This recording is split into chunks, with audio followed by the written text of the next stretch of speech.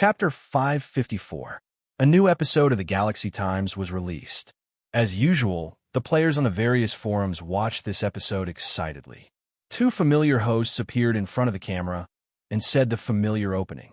Hello, players. This is Galaxy Times, dedicated to sharing first-hand information about the game and protecting your gaming career, the male host said. Based on the reactions of our players' private messages, we have decided to cancel the joke segment. We are a serious news program, and we have always adhered to the principle of reporting with detailed content. We will never use our sense of humor to attract attention. The female host solemnly read the script, and as she read, she laughed out loud. Be serious. The male host sat up straight and looked straight ahead. His lips did not even open when he spoke, as if the words were forced out of his throat. Many of the audience were amused, and the bullet screen was filled with comments. Hey, what do you mean by canceling? This segment is supposed to be a cold joke segment. Ha ha, this is even funnier than a cold joke. The program continued, and the female host said, this episode was released 2 days late. The content was originally to sort out the main storyline missions of the various novice planets in version 2.0, but due to the incident with Blue Star not long ago, we had to change the script. All right, let's take a look at the content of this episode. This episode of Galaxy Times explained the main storyline of version 2.0 of the various novice planets. At this stage, the main storyline of most of the novice planets was clear, and the players of these planets were participating in it. However, Blue Star was an exception. The reason why the Galaxy Times changed the script was because the mutation disaster had suddenly ended, so they had to change the content they prepared. The players of the other planets were happily going through the storyline, but the main storyline of the Blue Star players was completed early. However, the players of the other planets were envious and jealous. The last segment of the program was Blue Star. Before this, in version 1.0, Blue Star was the only place where players came into contact with the galaxy. Let's make a comparison. Every novice planet has its own specialty, and Blue Star's specialty might be that they can enter the galaxy earlier. This time, Blue Star has ended the main storyline of the planet ahead of time. This also means that the players will enter the interstellar map earlier than the other novice planets in version 1.0. According to the storyline of Blue Star, the NPC guiding the players is the former Black Phantom, the current Black Star. This is a legendary figure. There are many ways to learn about his past deeds, so I won't waste time here. Although the main storyline of the planet had ended early, they could enter the galaxy as soon as possible. To all the players, this was much more important than the original main storyline of version 2.0. The Blue Star players were very happy, and the Chinese clubs were even happier. They had made the right choice in choosing Blue Star. They had entered the galaxy early and were ahead of the other clubs in all aspects. From Black Star's actions, the other novice planets will also have a guiding faction. We will focus on introducing the actions of Black Star and the Black Star mercenary on Blue Star. The two hosts read the script and analyze Han Zhao's actions during the mutation disaster from various angles. They then analyzed the strengths and weaknesses of the Black Star mercenary faction and gave a very high evaluation. According to the experience of the professional players under Black Star in version 1.0, the benefits of the Black Star mercenary were many. Furthermore, it was a growing faction. This meant that the players' struggles for the mercenary group could increase the various values of the mercenary group and provide more benefits for the faction. Galaxy Times believed that this guiding faction would be a faction that could stay for a long time. It was even possible that the Black Star mercenary itself was a hidden main storyline. The Blue Star players had already known about this and did not have much of a reaction. On the other hand, the players of the other planet sighed and were envious. Why couldn't they meet such a good NPC? Not bad at all. Han Xiao had also watched this episode. Galaxy Times had a lot of complicated content and was not like Pork Bun, who only collected material to attract attention. However, the audience of Galaxy Times was much wider, and they would only report on him if he did something that had a bigger impact. This had indirectly increased his fame and attracted many players from the other planets. Closing the forums, Han Zhao's attention returned to what was before him. At this time, he was in the sanctuary area outside Base Number 2. The refugees that Bennett had settled down were no longer just for shelter, but for urbanization. Not long after the mutation disaster ended, some of the strong refugees had already started to make a living. They could no longer be called refugees, but residents. Han Xiao sat at a roadside stall. He had heard that the owner of this stall used to be a high-grade chef who had escaped to the sanctuary. Although the ingredients used were all cheap, the taste was very good. The pot of meat soup was bubbling, and the aroma filled the air. The chef was even using a spatula to cook the meat, and his wife was a helper. She was stir-frying the green vegetables, and the aroma of the food attracted the attention of many passers-by. There was a long queue in front of the stall, and there were people holding bowls and wolfing down the food, almost swallowing their fingers. In the past few months, almost no one had eaten a good meal, and it had been a long time since they had tasted oil. Although the dishes were simple, they were no different from delicacies. These people ate happily. This street was originally a dirty refugee camp, but it was much cleaner now. The atmosphere was no longer oppressive, and the atmosphere was relaxed.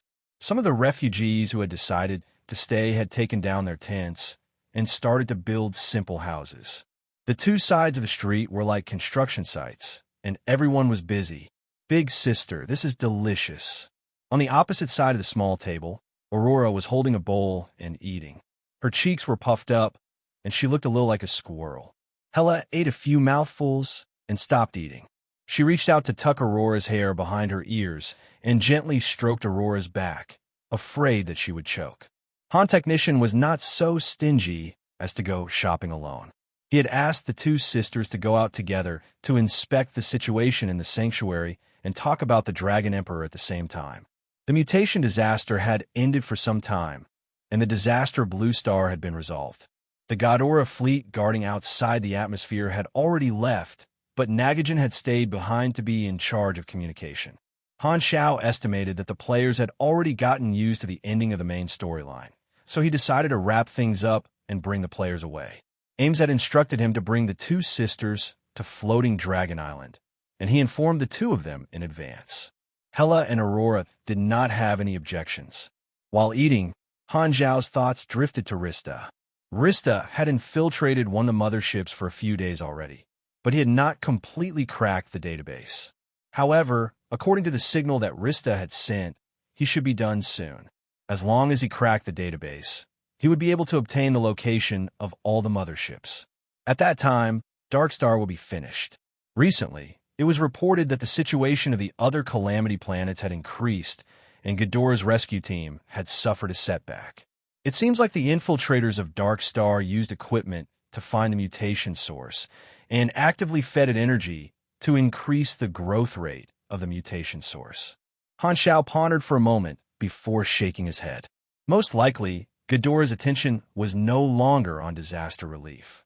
They were just waiting for his intelligence to get rid of Darkstar once and for all. Wiping his mouth, Han Xiao stood up and prepared to pay. The stall owner wiped his hands on his clothes and hurriedly declined. "Your Excellency, you are our savior, and all of us owe you our lives. How can we take your money?" The stall owner's attitude was firm, and the surrounding people also agreed. Hearing that, Han Xiao did not insist and patted Hella's head. "Then, you can pay. Did I allow you to touch my head? Do you think I am Aurora?" Arhila slapped his hand away in annoyance and glared at him. She hesitated for a while before taking out her wallet. Doo-doo. At this moment, his communicator suddenly rang. It was a message from Rista. "I have successfully cracked the database and can locate the location of all the motherships of Darkstar. I discovered that one of the motherships is heading toward planet Aquamarine. It is very close, and there are 3 Calamity-grade officers traveling together. Pay attention." Seeing the first half of the sentence, Han Zhao's expression was filled with joy. However, after reading the second half, his expression became serious. A mothership is heading toward Blue Star? The purpose was obvious. The 3 Calamity-grade officers of Darkstar were definitely not there for sightseeing. Could it be that Dark Star wants to destroy the planet that has successfully resolved the disaster? A thought flashed through Han Zhao's mind, and he instantly had a guess that was most likely the case. Most likely, part of the reason was to deal with him. Otherwise, there would be no way 3 Calamity-grade officers would be dispatched. Could it be that Dark Star had noticed his actions? Han Zhao cursed in his heart. Ghidorah's fleet was not around, and his own fleet alone would not be able to stop a mothership. The situation was urgent. He immediately contacted Nagajan and asked for reinforcements. I have detected that a Dark Star fleet is approaching Blue Star. They are very likely to want to destroy this planet. Hurry and send reinforcements. What? I will report it immediately. Nagajan was shocked. It was currently the honeymoon period of their cooperation, and Ghidorah would naturally come to help. Han Zhao did not stop there. He contacted Bennett and the Six Nations and asked them to immediately arrange for people to guide the citizens of the city into the underground air defense facilities to take refuge. Darkstar would launch a global attack. Without a fleet to protect the planet, it would be 100 times more dangerous than the previous time. They would be like a young girl exposed in front of a group of burly men. They could only try their best to reduce their losses before reinforcements arrived. This was Blue Star's greatest danger. Darkstar was an enemy that this planet could not resist. If they were not careful, their civilization would be destroyed, just like Sunil in the past. What's wrong? Hela saw Han Zhao's expression and could not help but frown and ask. A fleet is coming to attack us. Don't stay here anymore. Hurry and take your sister to the base to take refuge. I will open the base's protective shield later, Han Zhao said quickly. Aurora, go back. I can stay here and help you, Hela said with a deep voice. Help my ass. This battlefield is still too early for you. Han Zhao was not polite at all. Facing 3 calamity grades, even he would feel immense pressure. If not for the 2 molding talents that he had recently obtained, he would not be willing to take the risk. Hela was still far from being qualified to participate in a battle of this level. Hela's face stiffened, and she gritted her teeth angrily. However, she knew that Han Zhao was not someone who liked to be stubborn. If he said that she could not do it, he would definitely be telling the truth. Without hesitation, she turned around and ran toward base number 2 with her sister. With Han Zhao's current status, he could already command the entire Blue Star. When the Six Nations and Bennett received the news, they were all shocked and immediately mobilized the people to take refuge. The entire sanctuary's alarm went off, and the city became noisy and chaotic. Groups of residents were led to the air defense facilities. The residents on this street also hurriedly moved, and it was extremely crowded. Who? Just as Han Zhao was about to head to base number 2 to take charge of the overall situation, a whistling sound came from the sky. More than 10 Darkstar assault spaceships entered the atmosphere and headed toward the sanctuary. Without saying a word, the spaceship's light cannons fired crazily. Laser beams hit the outskirts of the sanctuary, and dozens of explosions occurred in an instant. Boom, boom, boom. Flames and thick smoke rose into the sky. The sanctuary that was peaceful a second ago was engulfed in the flames of war in the blink of an eye. Not only the sanctuary, but at the same time, the Six Nations were also attacked by other Darkstar assault spaceships. Blue Star was attacked by the enemy. How did they come so quickly? Han Zhao's face was solemn. He knew that this was not good. He had only received the news a few minutes ago, and Blue Star had just started to mobilize the people to take refuge.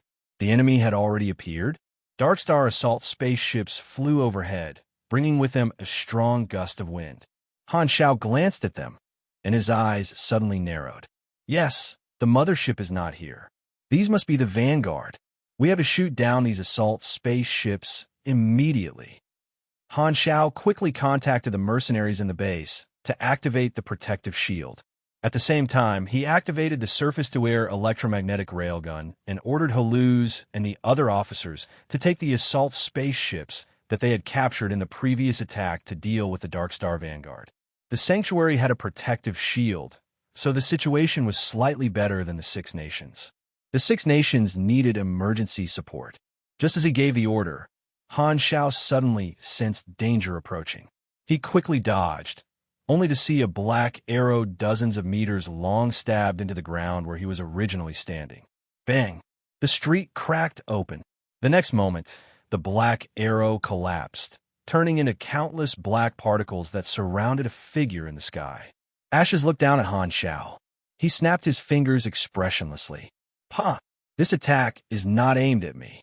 Han Xiaoxin tensed up, and he quickly turned around. Behind him were the residents of this street, fleeing into the distance. The next moment, a portion of the fleeing people suddenly turned into a pile of dust. The stall owner's family was among them. 1 second, they were still running away, and the next second, they turned into dust. The people who were not hit collapsed to the ground. They were all scared out of their wits, and a warm feeling seeped out from their crotch. This time, Ashes looked down from above and spoke coldly.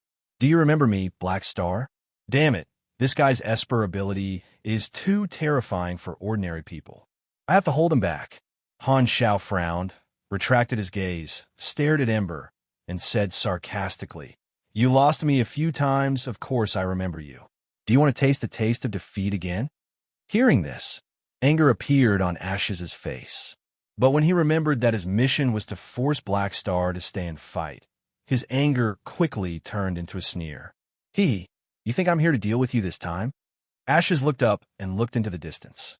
He saw the sanctuary city on fire, and the assault ships were constantly attacking. The streets were blasted into ruins, and waves of people were fleeing in panic.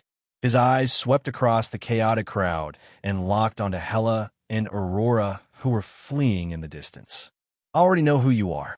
Those 2 women are your friends, right? Collect their corpses, if there are any left." Ashes suddenly activated his Esper ability and clenched his fist. Chapter 555 F***CK. Han Zhao's expression changed, and he immediately activated Void Travel, appearing in front of Ashes in a flash. He did not have time to possess the mechanical suit, so he used his best skill and kicked Ashes in the crotch. Dong! How sinister! Ash's face turned green, and he hurriedly raised his hand to block, almost getting kicked in the groin. At the same time, he flew backward. Han Zhao's barehanded attack without the mechanical suit did not cause much damage, but Ash's Esper ability was interrupted. Only then did the mechanical suit possess him, and Han Xiao entered battle mode. He turned around and saw that Hela, who had been hit by Ashes, had lost a leg, and Aurora had lost an arm.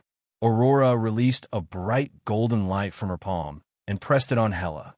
Hela's leg quickly grew back, and only then did Aurora use her Esper ability to let her arm grow back.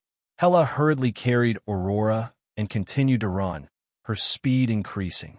The attack just now made her realize the difference in strength, and she knew that she would only be a burden to Han Xiao if she stayed. What a terrifying ability.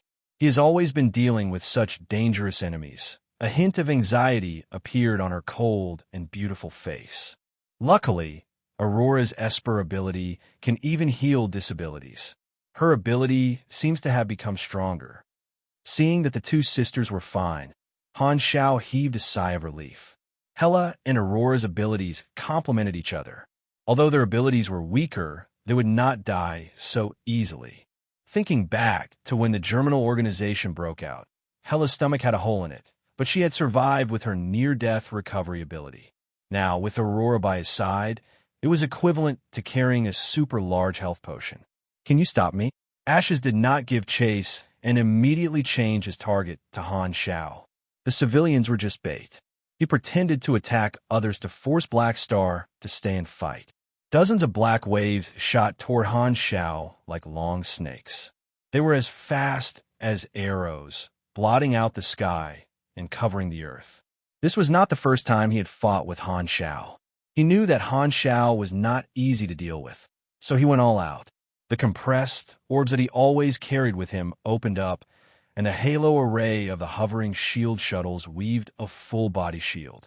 The torrent of black particles hit the shield fiercely, and countless tiny diamond wheels grinded out countless sparks.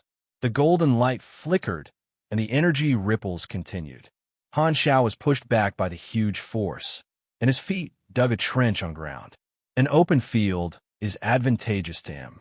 His grade is higher than mine, and his basic attributes are stronger. I can only hold him back. Han Zhao's expression was grim. The situation was not good. Ashes was only the vanguard, and there were still 2 calamity-grade supers and a mothership behind him. To Blue Star, this was an overwhelming force. The only way was to hold on until reinforcements arrived.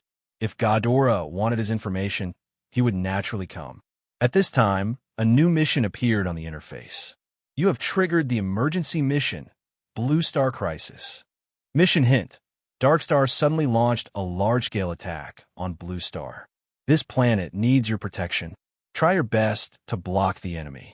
Mission requirements: resist Dark Star forces and protect Blue Star until reinforcements arrive. Current destruction progress: 167/3000. Failure condition. Destruction progress reaches maximum mission reward: 62 experience, plus 2 Garden Star System renown, plus 1,506 nations faction favorability. Sudden situations could often trigger emergency missions. Not only Han Zhao, but all the players in Blue Star had triggered this emergency mission. Inside the sanctuary, the players all stopped what they were doing and looked up at the sky in shock. Dark Star assault spaceships were flying across the sky and firing at the ground. The protective shield of base number 2 slowly expanded. At the same time, the railguns extended out and shot out purplish-blue lightning bolts. The spaceships of the mercenary group also rose into the sky and launched their counterattack. Why did the enemy suddenly attack? The players were confused. However, dealing with the enemy was more important, and everyone immediately took action. You have triggered the emergency mission, Assassination Target. Mission hint: your actions have caused huge losses to Dark Star, and their hatred has accumulated day by day. Finally, Dark Star found an opportunity and sent out 3 grade A officers to kill you. Mission requirements: you will be surrounded by 3 grade A supers. Hold on until reinforcements arrive. Failure condition: 1 death. 2. Escape from Blue Star. Mission reward: 1,210 EXP, plus 30 Garden Star System fame, plus 1,000 Ghidorah favorability, plus 1 legendary point. The spaceship has already arrived at my spring, and you call that an assassination? Han Zhao's expression was strange. The mission notification confirmed that Rista's information was correct. Through the detection radar, Han Zhao had a clear view of the situation on the battlefield in the sanctuary. Everyone was quickly organizing a counterattack, so he did not need to be distracted. Han Zhao focused all his attention on Ashes, his eyes sharp. He could only rely on them to deal with the other enemies. He had to stop Ashes, or there would be countless casualties. Dong dong dong. The black particles kept colliding with the shield, almost pressing him into the ground. Han Zhao quickly opened the interface. Without looking at it, he put all the experience he had accumulated into leveling up. In the past month or so, he had not released many new skills and knowledge to the players, and the experience he had earned was not enough to reach level 140. Facing a strong enemy, every bit of strength counted. Just Ashes, a single calamity-grade super, was already difficult to deal with, and there were 2 enemies of the same level in a while. He had to convert all his resources into combat power. His experience was quickly depleted. Virtual Mechanic has been leveled up to LV11, plus 150 energy, plus 3 DX, plus 3 END, plus 6 INT. You have received 6 free attribute points. You have received 1 potential point. The experience points he had accumulated were enough for him to level up 6 times in a row. His total level was now 136. This time, he did not put his free attribute points into intelligence. His intelligence had already exceeded 1,100 points, which was already very high. If it were any other time, he would definitely continue to put all his free attribute points into intelligence. However, now that he was facing the greatest crisis in history, it was not appropriate to continue increasing his intelligence. Han Zhao threw all 36 free attribute points into endurance to ensure his survival. He was very clear that with his current combat strength, Even if he used the Mech Legion, it would still be very difficult to defeat a Calamity-grade super. Furthermore, the enemy had 3 Calamity-grade supers, so the only way to survive was to use his own body to tank them. He still had a few more chances to use the Aurora character summon card, and the 2 molding talents that he had obtained from Mutation Source were even more important. Under such circumstances, the higher his health, the more effective these trump cards would be. His endurance had increased by a total of 18 plus 36 is equal to 54 points. Using his own template and level conversion, that was an additional 4,752 HP. His health had broken through the 40,000 mark. The higher his level, the greater the difference. Han Zhao's health had increased by 6 levels, which was more than the total health of a level 60 player. A surge of heat spread out in his body. Han Zhao became spirited. His spirit was aroused, and he clasped his palms together. Klala. 8 mechanical hands appeared, turning into drill bits to counterattack, continuously attacking the diamond barrier around Ash's body. Han Zhao bent his legs, and the propellers on his feet exploded, sending out wave after wave of black waves. With a wave of his hands, he threw out a large number of compressed orbs, which turned into various floating cannons, firing an endless rain of bullets at Ashes. The entire street had already been leveled by the shock waves from the battle between the 2 of them, and they could not be bothered to destroy the outer area of the sanctuary. Han Zhao threw out another 2 compressed orbs, and the 2 Oathkeepers, Fighter and Cannoneer, appeared to protect him. They clashed with the black waves controlled by Ash's time and time again. Bang, bang, bang. The 2 of them were in a stalemate, unable to do anything to each other.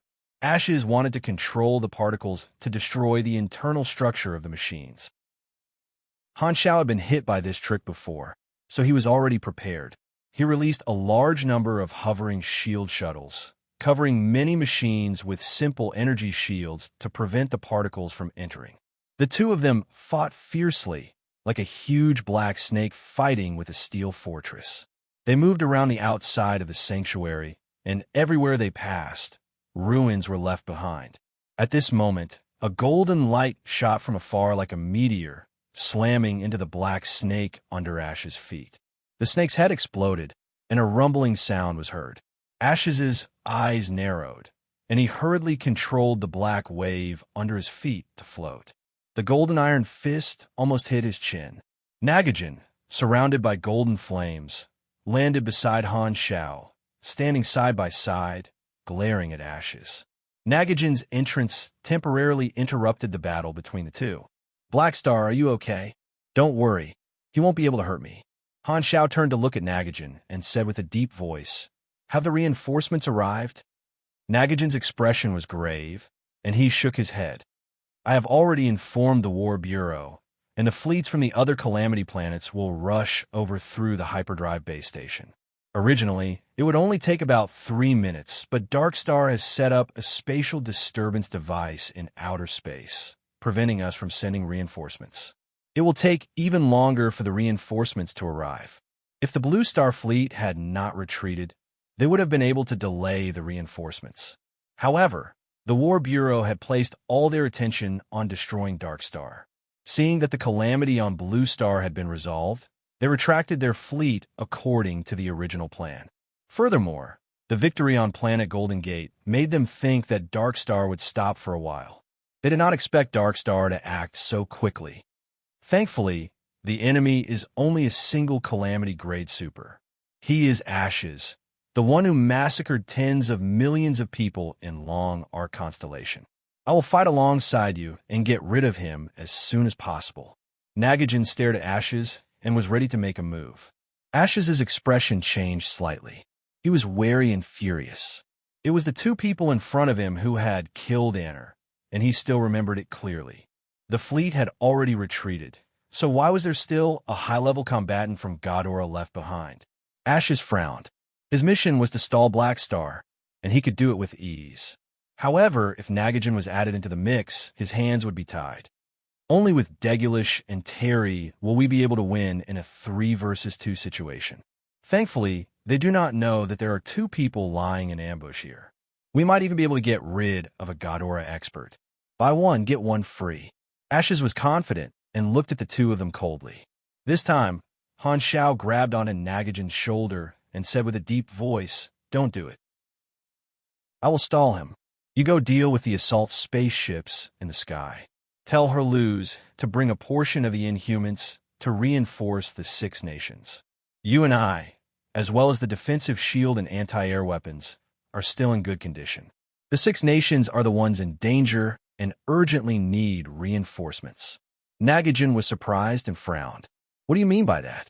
If the two of us work together, we will be able to get rid of him very quickly, just like in Norios." "It won't be that easy." Han Xiao waved his hands. The last time, he had the Dragon Emperor character summon card, which had destroyed Anner's defenses and given Nagajan a chance to practice military boxing. This time, he did not have a character summon card and would not be able to kill Ashes in a short period of time. Rather than that, it would be better for him to stall Ashes while Nagajan returned to defend the base. In just a short while, the destruction progress had increased by more than 400 points. He had to stop the assault spaceships. Furthermore, there would be another 2 Calamity-grade supers ambushing him in a while, and he would be able to stall 3 high-level combatants by himself. With the Aurora character summon card and his 2 molding talents, it would be extremely difficult for the enemy to kill him. However, if Nagajan was beside him, the situation would be different. If the 3 Darkstar turned around and surrounded Nagajan, Nagajan would be in danger. Although he was a grade 8 pugilist, his defense was far from being as thick as Han Xiao's. "All right, I'll leave him to you." Nagajan clenched his teeth. Since Han Xiao insisted, he could only choose to believe in his comrade. He looked deeply at Ashes before turning around and running back to the base.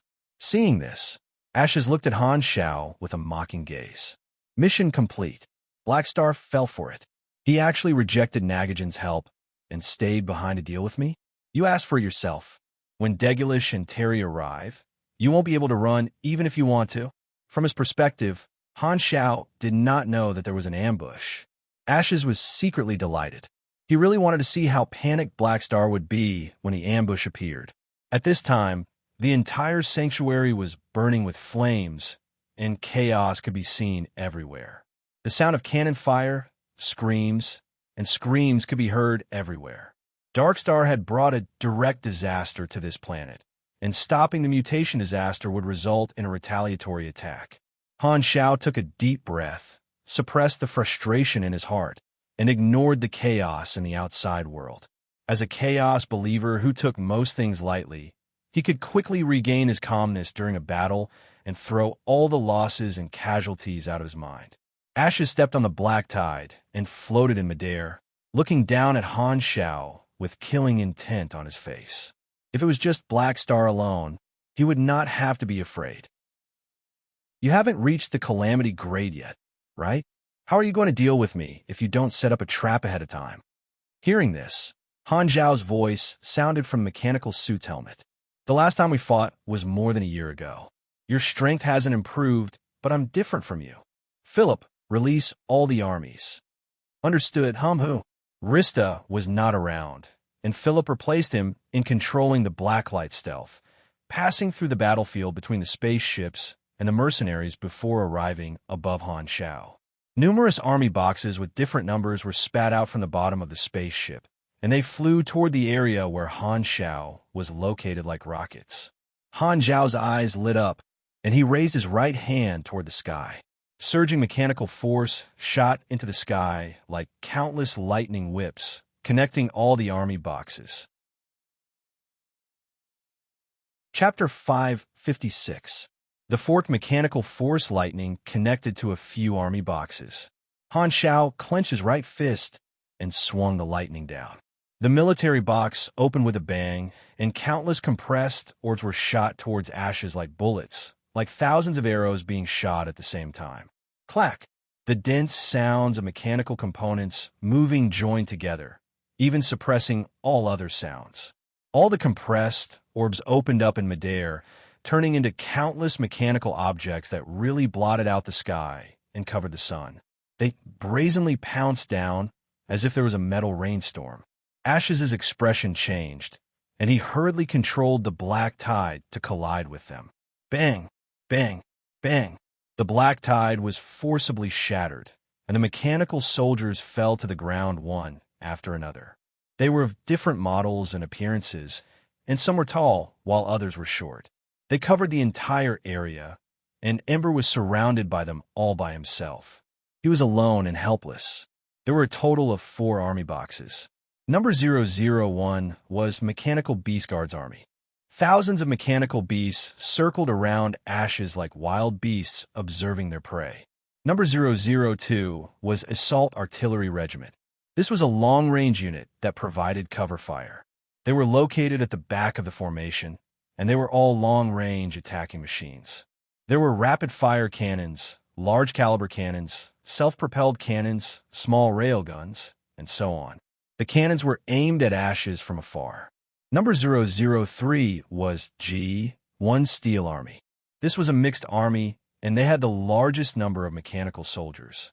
They had a total of 6,400 mechanical soldiers. Among them, there was an even larger assault unit. Their armor was extremely thick and reflected a cold metallic luster. They stood at the front of the formation, holding an alloy tower shield that was glowing with energy. There was also a harassment unit formed by the 4th-generation tracked rangers, a rocket-type mechanical assault unit equipped with high-speed thrusters, and an aerial unit that floated in the sky and could launch laser attacks or set traps. Lastly, there was Oathkeeper Personal Guards, number 101. Together with the fighter and cannoneer, there were a total of 8 Oathkeepers protecting him. Han Shao had 4 mech legions. Other than the Oathkeeper, which was an elite unit, the other 3 mech legions used regular models of machinery and used human wave tactics. The numbering of the regular corps was 0, while the numbering of the elite corps was 1. The construction of the army style required a lot of time, money, and energy. To build 4 mech legions, Han Shao had spent a lot of money. Even with the help of the assembly line, it still took a lot of time to build the machines. The mechanical soldiers he had configured were all carefully selected blueprints. They had combat power and could be quickly replaced if they were lost. In theory, as long as one had the money, they could build as many armies as they wanted, as long as the AI controlling the army could keep up with the calculation speed. If one AI was not enough, then they could build another one. With money, they could do whatever they wanted. However, Han Shao had only built 4 armies, which took him nearly 3 months. He had originally planned to expand his army after reaching A rank. That would be a huge leap forward, and his manufacturing speed would be greatly increased, saving him a lot of time. Moreover, the mechanical attributes he would build would also be stronger, and there would be more powerful blueprints. This was the first time Han Shao had mobilized the entire mech legion. The mech legion surrounded Ashes, their alloy armor reflecting the sunlight. Han Shao fired a void spray at Ashes. The muzzle of the gun pointed in the direction of the army. Kaboom! The next second, the mech legion pressed forward like a metal tide. The cannon fire was almost endless. Every second, thousands of light cannons would hit Ember's black tide barrier. The diamond barrier was constantly being shattered and reformed. Ember suddenly felt a great pressure and clenched his teeth. Even if he had calamity-grade resistance, if he was hit by so many attacks, he would definitely be seriously injured. Ashes felt as if an entire division was surrounding him, and he was overwhelmed by the machines. He did not know what to do. His face was filled with shock. Every time he fought with Black Star, the speed of his opponent's growth would make him subconsciously feel fear. The gap between them seemed to be shrinking, and he was being caught up. Can I beat him? Ashes' eyes were instantly bloodshot, and he roared in anger. Smoke-like carbon particles rose from all directions and merged into his black tide. The black tide continued to grow and soon formed a cloud of black particles that covered hundreds of meters. The cloud kept changing its shape, and the outer layer kept turning into diamond to block the attacks. At the same time, a few giant black snakes poked their heads out of the black cloud and passed through the mechanical army. They kept swallowing and destroying the mechanical soldiers, kicking up clouds of dust. Calamity grades are indeed not easy to deal with. Han Shao continued to release mechanical force, providing a large number of bonuses to the machines. He was not worried about the energy consumption at all. As long as he charged into the black tide and took a few hits, his energy would more or less be fully recovered. This was how unbridled a perpetual motion machine was. The army style used the human wave tactic, and it was even more perverse than the summoning class. The summoning class would at least consume energy, but the army style's machines were prepared in advance. Both had their pros and cons, and in terms of combat power, the army style had the advantage. The summoning class burned energy, while the army style burned money. Just like the legendary skill Desperate Gambit, money was equivalent to the combat power of a mechanic. The army style could crush opponents of the same level, and it could exhaust those of the higher levels. Ashes, a Calamity Grade Super, was in a passive position. In the past, when he was in Norios, Han Shao could only avoid direct battles.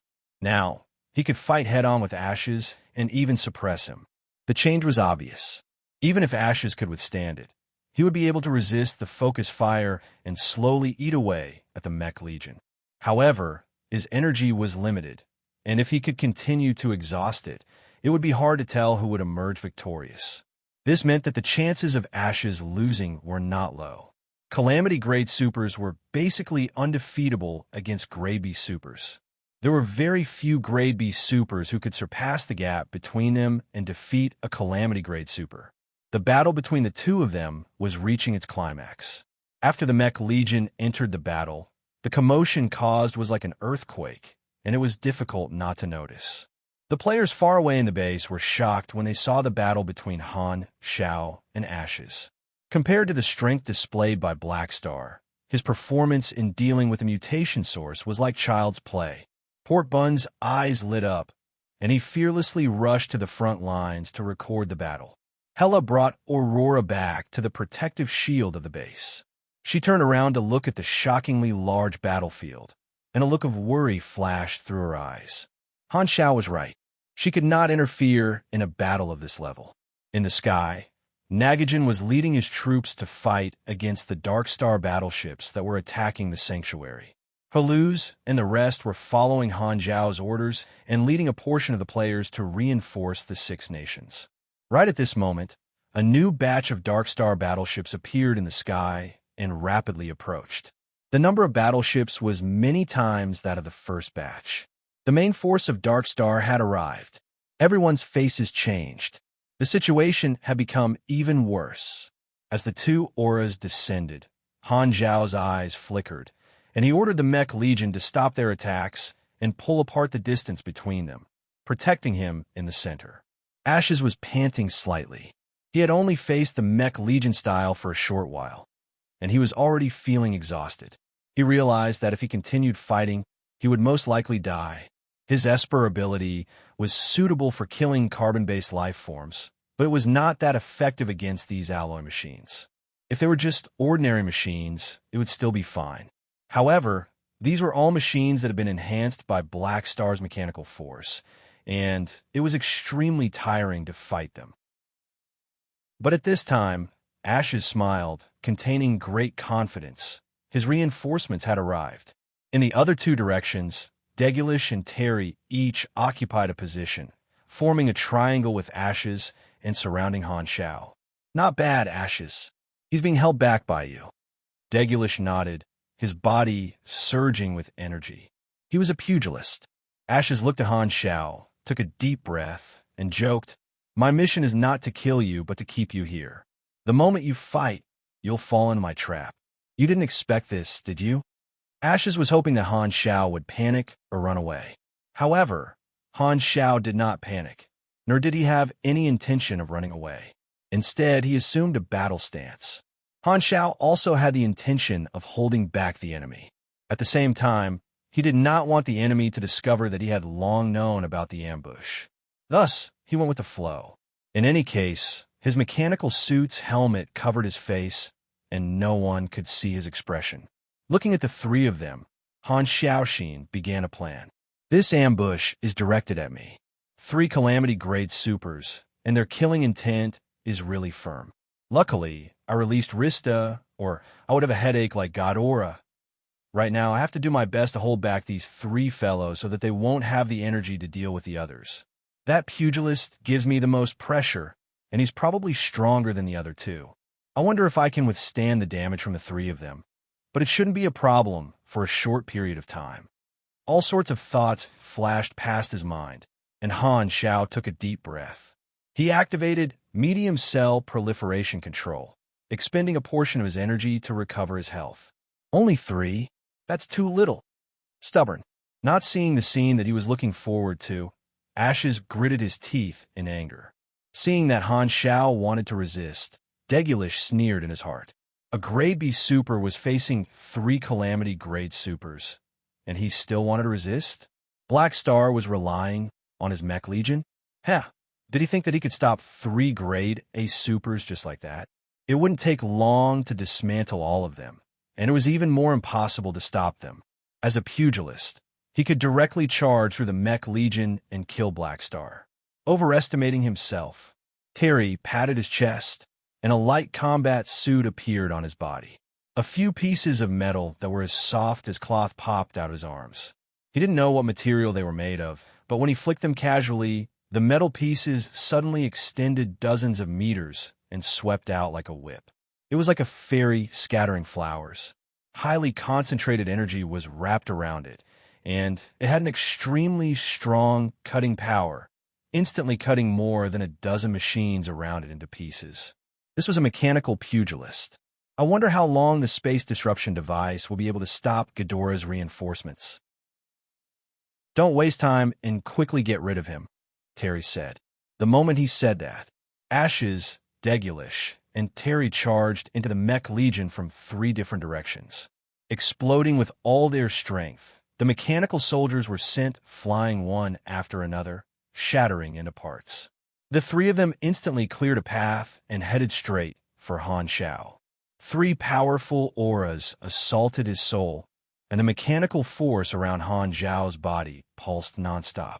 His eyelids twitched, and his tone was firm. Come, let's have some fun.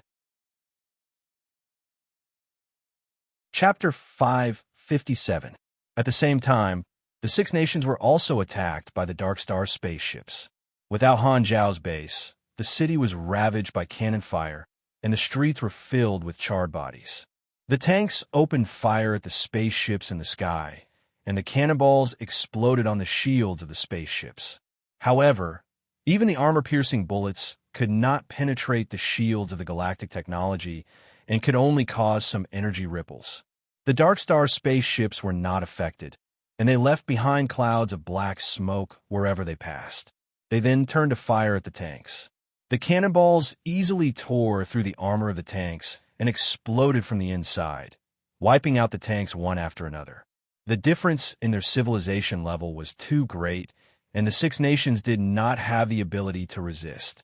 However, the fighter jets continued to attack the Dark Star spaceships and were shot down one after another. The other fighter jets continued to charge forward like moths to a flame. This was a one-sided battle, but not a single fighter jet turned around and fled. Even though they knew that it was impossible to break through the defenses of the spaceships, the fighter jets still stubbornly launched suicide attacks. The aliens wanted to destroy the entire planet, and there was no way out no matter where they fled. The mutation disaster seemed to have awakened the tenacity of the people of Blue Star, and the soldiers of the 6 nations defended their home without fear of death. Even though they knew that this was akin to a mantis trying to stop a chariot, they still had to resist with all their might. The upper echelons of the 6 nations looked at the Dark Star spaceships wreaking havoc in the city and saw the number of casualties continue to rise, and they felt a sense of sorrow from the bottom of their hearts. They had experienced countless wars in the old era and were already used to it. However, this was the first time they had encountered a battle where they had no choice but to sacrifice the lives of their soldiers and send them to their deaths while the enemy remained unharmed. The upper echelons of the 6 nations all had gloomy expressions, and they clenched their fists so tightly that their knuckles turned white.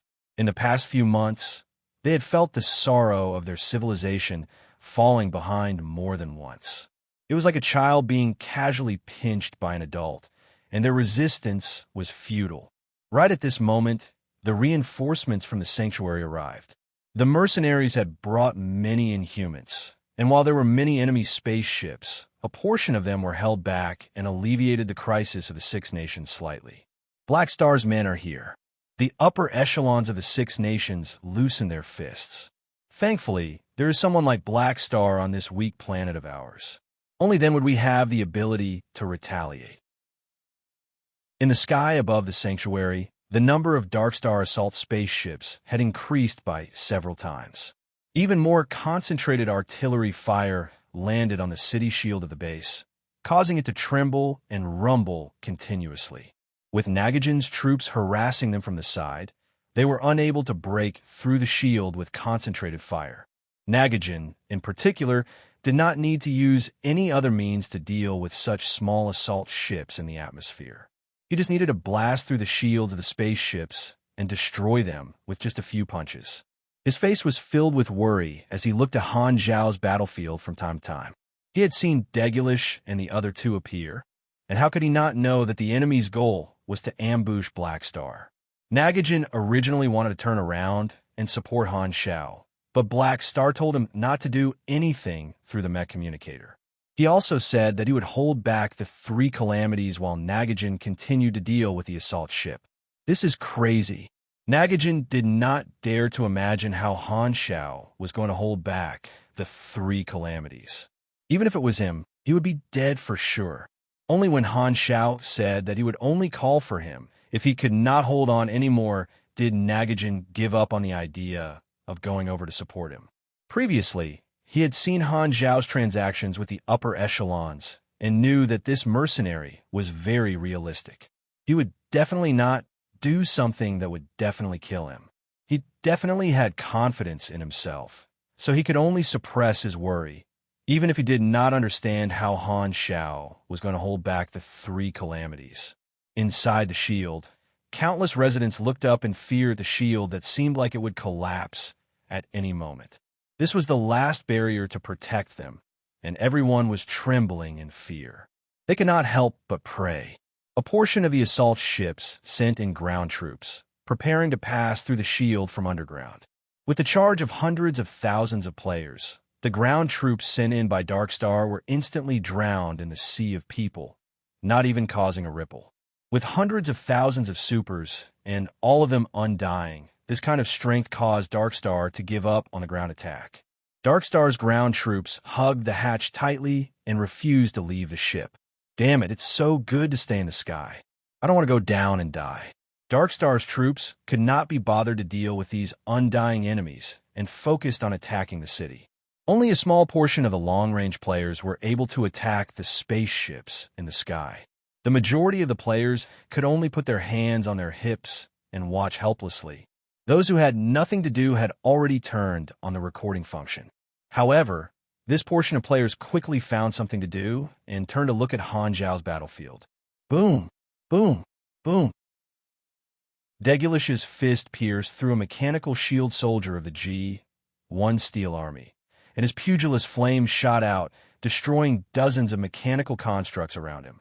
Terry spun like a top, and his killing range was more than 100 meters in diameter.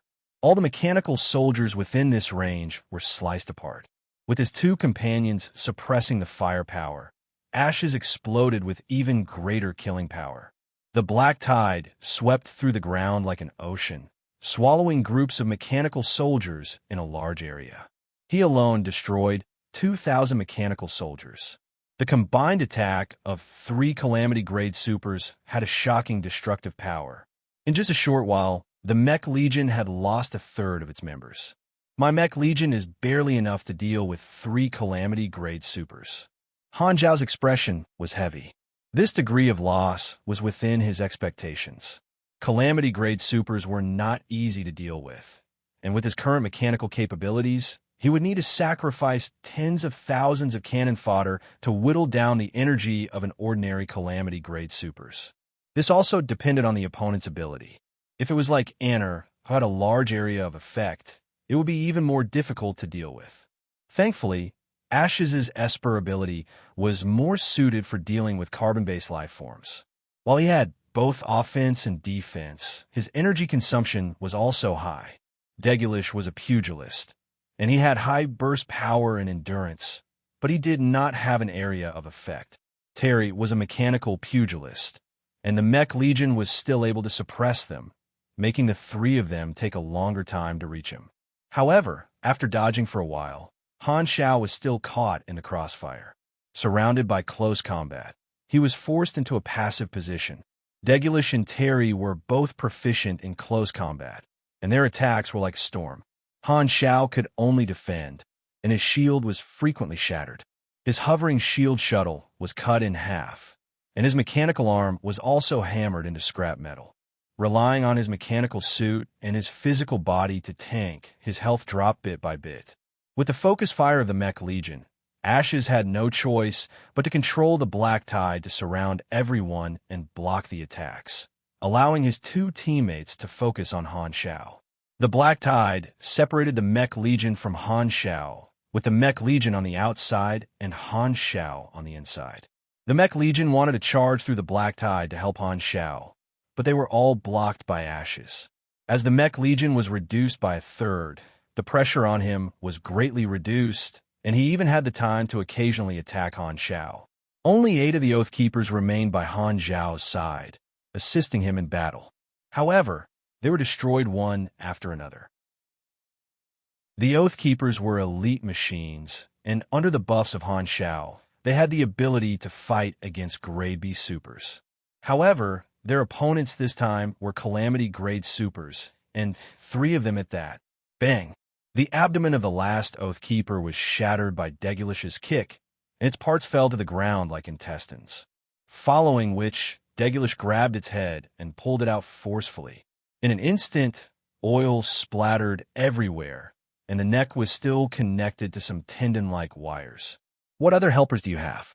Call them all out.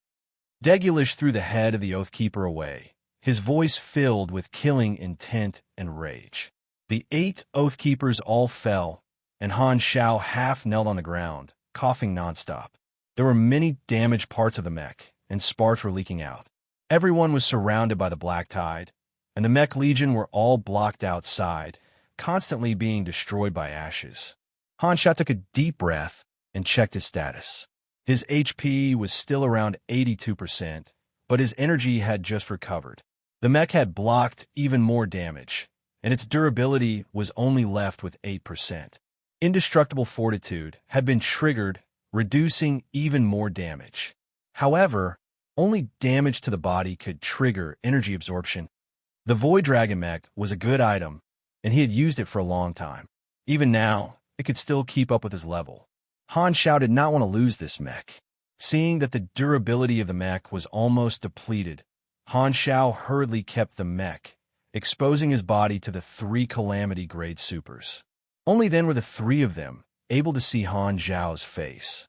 You're finally willing to come out from this shell. Ashes' lips curled up. A mechanic giving up on the mech and exposing his body meant that he had been forced into a dead end.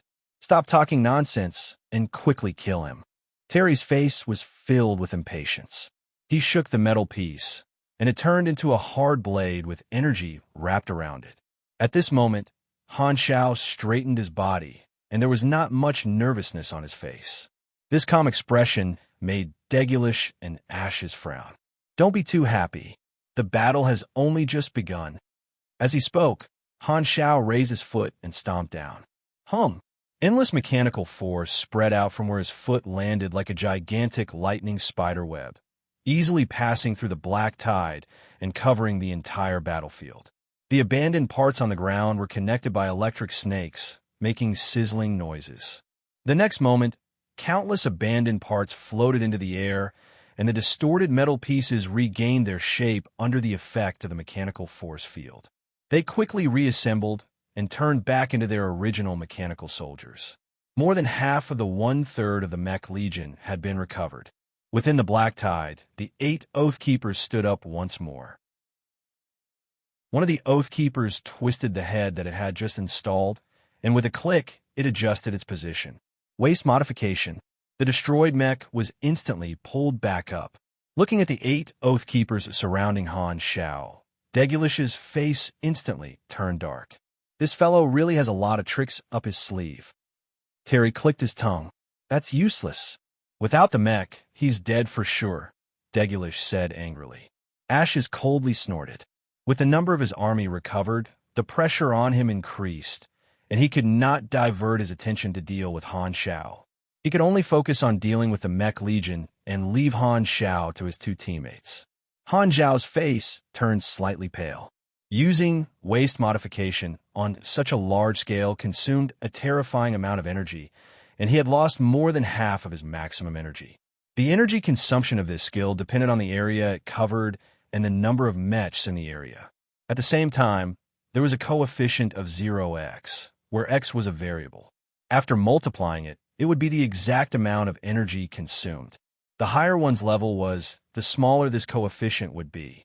This meant that the higher one's level was, the lower the energy consumption of waste modification would be. Boom, boom, boom. The next second, Degulish and Terry charged forward once more, unleashing a torrential barrage of attacks. The battle began once more. Their fists landed heavily on their bodies time and time again, and the metal blades slashed open wounds on their bodies. Without the bonuses of the mech, Han Shao became even more passive. He was constantly struck, and blood spurted out from his mouth. It looked as though he was at the end of the road. The attacks of the two Calamity-grade supers were extremely powerful, and they dealt at least a few thousand damage every second on Han Zhao's body. After fighting to his heart's content for a long time, Degulish finally realized that something was wrong. Wait a minute. This fellow had spurted out a few liters of blood. So how was he still so lively? If Degulish could see Han Zhao's attributes, he would have noticed that Han Zhao's HP and MP bars were constantly increasing and decreasing. It looked rather playful, and his HP had never dropped below half. He looked like he was in a sorry state, but in truth he was as steady as an old dog, not panicking at all. Every second dealt a few thousand damage, and the amount of energy he converted to energy was also a lot. Degulish and Terry's damage was very high, but it could not keep up with his health regeneration. Han Shao was secretly relieved. Only through actual combat did he know how tenacious his vitality was. He did not even need to use the Aurora character summon card that he had prepared. Intermediate cell proliferation control. Intermediate energy absorption. These two molding talents were simply too powerful. Thank you, Fu Ding, bro. Although it was stable, it still hurt to be beaten up. However, compared to the pain he had experienced during his race evolution, this bit of pain was a form of enjoyment. Degulish fought for a long time, his expression constantly changing, from ferocious to shocked, from shocked to shocked, and from shocked to dumbfounded.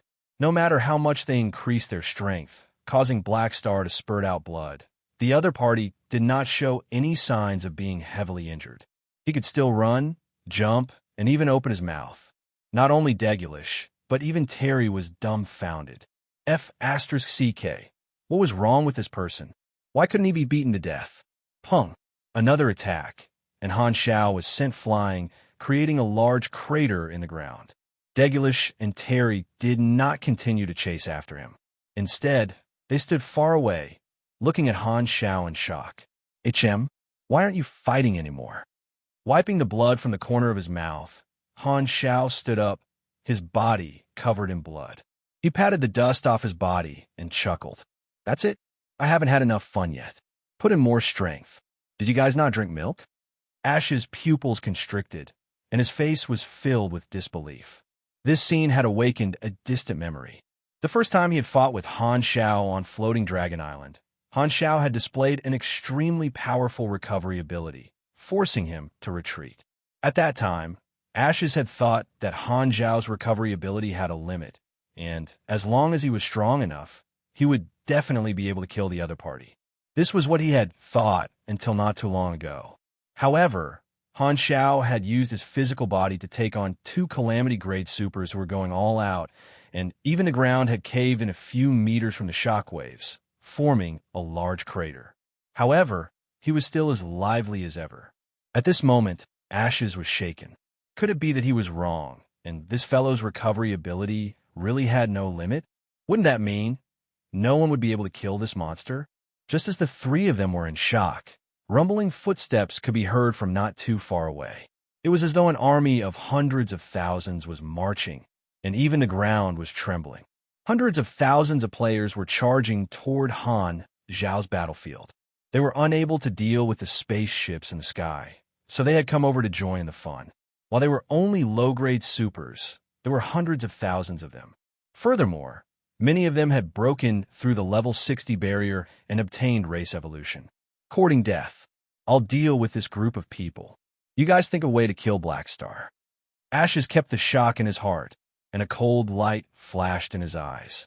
He was prepared to destroy these hundreds of thousands of people. Way? What way? Degulish clenched his teeth, opened his communicator, and gave an order to the temporary commander of the fleet. Activate the main cannon of the mothership. Your Excellency, where should we attack? Attack Black Star for me. Not too far away. Han Zhao's despicable smile froze on his face. Chapter 558. The main cannon of the mothership. Han Zhao immediately became nervous. The power of the main cannon was far greater than that of a normal battleship's laser cannon. With the size of the Darkstar mothership, a single shot from it would at least create a crater on a planet. Using it to deal with him alone was like using a cannon to kill a mosquito. Did I push Degulish too hard? Han Zhao could not help but reflect.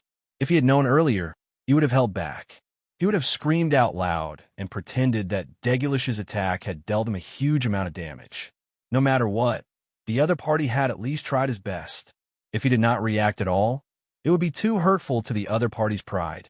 The other party was a calamity grade, after all. How could he not care about his face? Han Zhao could not say for sure how much damage a single shot from the main cannon could deal to him.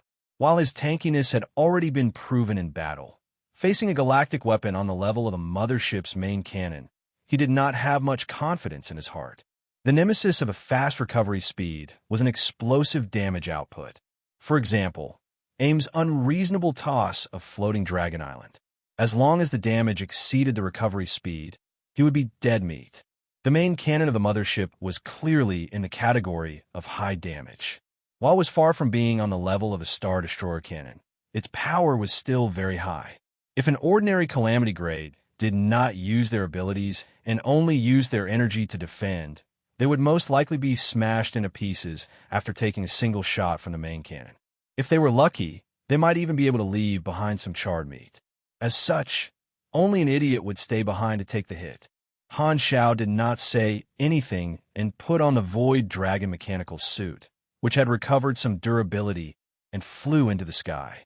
The Blacklight stealth swooped down, preparing to assist Han Zhao. Stay behind. Ashes could not be bothered with the players approaching him. With a wave of his hand, the black tide turned into countless hands that grabbed at Han Zhao. However, the speed of the black tide could not compare to the speed of the Void Dragon mechanical suit.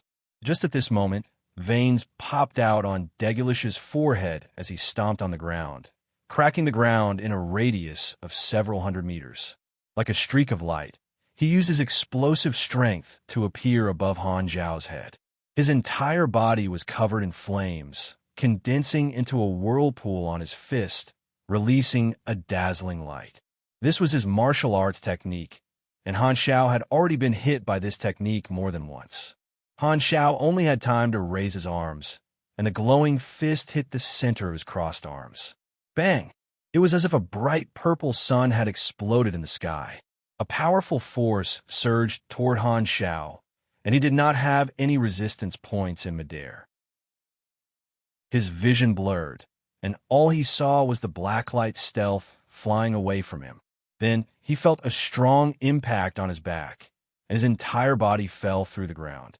Rocks and dirt filled his vision, and he only saw a small dot in the sky. This explosive punch sent Han Zhao from the sky into the ground. Who knew how many meters into the ground? His arms were in pain, and a bone fracture status appeared on his interface. Han Zhao sighed inwardly at the strength of a calamity-grade pugilist fist. At the same time, he circulated his energy to proliferate his cells, rapidly repairing the damage. The broken bones were connected by the pressure of his muscles, and his cells began to proliferate. In the blink of an eye, the bones had been reconnected. Cell proliferation could repair any damage to the body. As long as one was willing to repair the body, while regaining blood, fractures, disabilities, and other negative statuses could also be healed.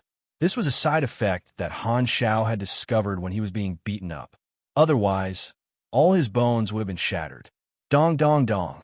Before he could even catch his breath, the ground above his head exploded once more. Degulish had directly shattered the ground in this region, his fist penetrating through the ground like a human bulldozer. Han Xiao did not want to be buried alive, so he knocked aside the falling rocks and flew out. However, Ash's black tide had arrived once more, obstructing him for a moment. Caught you. Degulish took large strides forward, grabbing onto Han Xiao's waist. He quickly changed his position and arrived behind Han Xiao. His hands formed a locking technique, wanting to use his strength to suppress and restrict Han Xiao's movements. He was determined not to let Han Xiao escape and wanted to make him eat a cannon. In terms of strength, Han Xiao was indeed no match for a calamity-grade pugilist. He did not want to wrestle with Degulish. Shua! At this moment, Terry took the opportunity to attack. Numerous metal plates extended, piercing toward Han Xiao's eyes, throat, heart, and other vital areas. Dang dang dang. Two Oathkeepers blocked in front of him, activating their shields to block. Every time they underwent waste modification, the quality of their machinery would drop by 1 grade. The two Oathkeepers did not manage to block for long before they were pierced by the metal plates. However, this had already bought some time for Han Xiao. Han Xiao activated the mechanical suit's propulsion module with all his strength, bringing Degulish into the sky and dodging Terry's attack. He struggled for a while, but he was unable to break free from Degulish's locking technique. Thus, he changed his method. The legs of the mechanical suit suddenly split open, and Han Xiao slid out of the mechanical suit, easily escaping. At the same time, he used his mechanical force to disintegrate the Void Dragon mechanical suit and reform it on his body. Degulish missed and landed on the ground, allowing Han Xiao to increase the distance between them. The threat of the mothership's main cannon lingered in his mind, and with every second he delayed, Han Xiao's sense of danger deepened. However, Degulish and Terry were watching him closely, and the moment he flew into the sky, he would definitely be stopped. The blacklight stealth circled above his head. If he dared to get too close to the two Calamity-grade supers, they would tear apart his spaceship. The battle had lasted for more than 5 minutes, and the cooldown of void travel was already over. Han Xiao wanted to enter the spaceship, but the moment he entered the void state, he would be able to pass through material objects and would not be able to affect anything in the real world. He would not even be able to use his mechanical suit, and he could only use his mechanical force to float in the air. The duration of void travel was not enough to allow him to enter the spaceship. This isn't good. Han Xiaoxin was helpless, and he turned to look at the hundreds of thousands of players charging over. If the footmen could restrain the 3 Calamity-grade supers for a short while and create an opening, he would be able to leave the battlefield. As the saying goes, an army is trained for 1,000 days to be used in a single moment. Brothers, the rest is up to... Ashes snapped his fingers a few times. Pa pa pa. The health of the hundreds of thousands of players plummeted, and they collapsed on the ground, turning into white light and reviving. Ash's Esper ability was too domineering. If one did not have a true damage-resistant specialty, any target weaker than him would not even have the qualifications to fight with him. Numbers were meaningless, and it was because of this that he was treated as a killing machine by Darkstar, easily massacring millions of people in Long Arc Constellation. The hundreds of thousands of players revived one after another in the plaza of the base, and there was an uproar. F***CK, I died in an instant. Carbon dissociation? It's all true damage. Is this boss really that overpowered? We're all dead, so it's obvious that we can't participate in the battle where Black Star is. So this should be a plot kill. The theory of a plot kill spread like wildfire, and most people believed it. No one wanted to join in the fun. In the game, One could only die 10 times every 6 days, and the players did not want to waste their limited number of deaths on a plot kill. They could only stretch their necks and watch the battle on Han Zhao's side. This was not the first time they had seen a plot. For example, the war between the Germinal Organization and the Six Nations in version 1.0, as well as the battle with the mutation source not long ago. Everyone was already used to it. Speaking of which, our blue star has quite a few plots. Everyone felt that this was also Black Star's personal plot, and they were very curious about what would happen next. In the eyes of many players, the sudden crisis that Blue Star was facing was a sign that they were about to leave the novice planet. It was a plot event. As the leader of the guiding faction, Black Star would most likely be the leader of their faction for a very long time in the future. Thus, many players believed that Black Star would most likely shine in this matter and leave a deep impression on them. However, they did not know what would happen exactly. Seeing the hundreds of thousands of players die at the same time, Han Zhao's mouth could not help but twitch. TSK, I can't count on these players. The level of a Calamity Grade Super is too high. Degulish and the other two surrounded Han Zhao in a triangular formation, but they did not surround him. Instead, they opened up a small distance. The three of them did not want to let Han Zhao escape, but they were also unwilling to be dragged along by Han Zhao.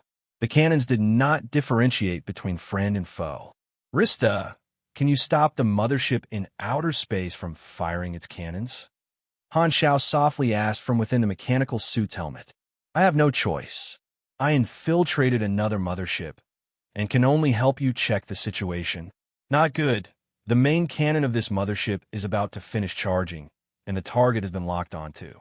You have roughly 6 seconds left. Rista's voice reverberated within the mechanical suit's helmet. Looks like I won't be able to dodge this cannon. Come on, I can hold on. Han Zhao could only encourage himself. He threw down a few compressed orbs, which turned into layers of alloy shields and covered himself within. This was a portable defensive fortress that was specifically used for defense. It did not have any other effect other than being tough enough. Following which, the remaining mech legion began to move, charging toward Han Zhao. One by one, they pounced onto the fortress and used their bodies as shields. At the same time, they opened their shields and faced the sky. Degulish and the other two did not want to get close to the range of the mothership's cannons. As long as Black Star was unable to escape, the three of them turned to attack the mech legion that had gathered in all directions.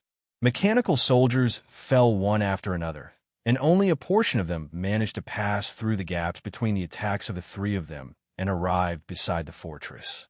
The defensive line formed by the mechanical soldiers became thicker and thicker. The remaining hovering shield shuttles and mechanical arms also flew into the sky and opened their shields. Han Zhao had released almost all of his defensive machinery, and he did not know how much of the damage these measures could reduce. Recovering his health to full, he focused his attention and prepared to use Aurora's character summon card at any time. Right at this moment, Degulish, who was attacking the mech legion, received the signal from the mothership, and the three of them immediately retreated from the area. It's a success. Black Star has nowhere to run. Degulish revealed a satisfied smile. They had chased after Black Star so that the mothership's cannons could hit Black Star. This was the method that had the highest chance of killing Black Star. At the same time, within the fortress, Han Zhao's alertness was at its highest. He activated Recoil, thorns that he had obtained from the Germinal Organization leader. This skill could reduce the damage of the next attack by 30%. Chapter 559. The speed of the main cannon was extremely fast, and he had already been locked onto. There was no point in dodging on the ground. It only took a few milliseconds for the cannon to hit him. Even Degulish and the other two would have to dodge before the cannon fired. Unable to ride on the blacklight stealth, Han Zhao did not expect to be able to dodge the attack of the main cannon with his own speed. Void travel might be able to dodge one shot, but as long as the main cannon of the Darkstar mothership was activated, it would definitely not stop at one shot upon seeing him dodge. Rather than that, he might as well make use of the limited time he had to stack up his defenses and use recoil, thorns as a safeguard.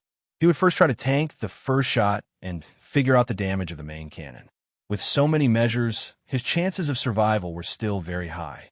If he could tank the first shot, he would be able to bluff and scare the enemy. As this thought flashed through his mind, a terrifying energy reaction suddenly descended.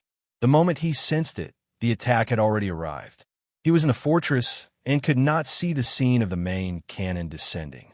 He could only feel the layers of shields shattering from the feedback of the mechanical force.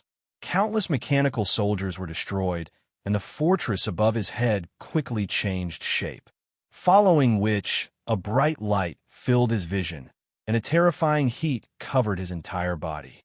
Boom, boom, boom.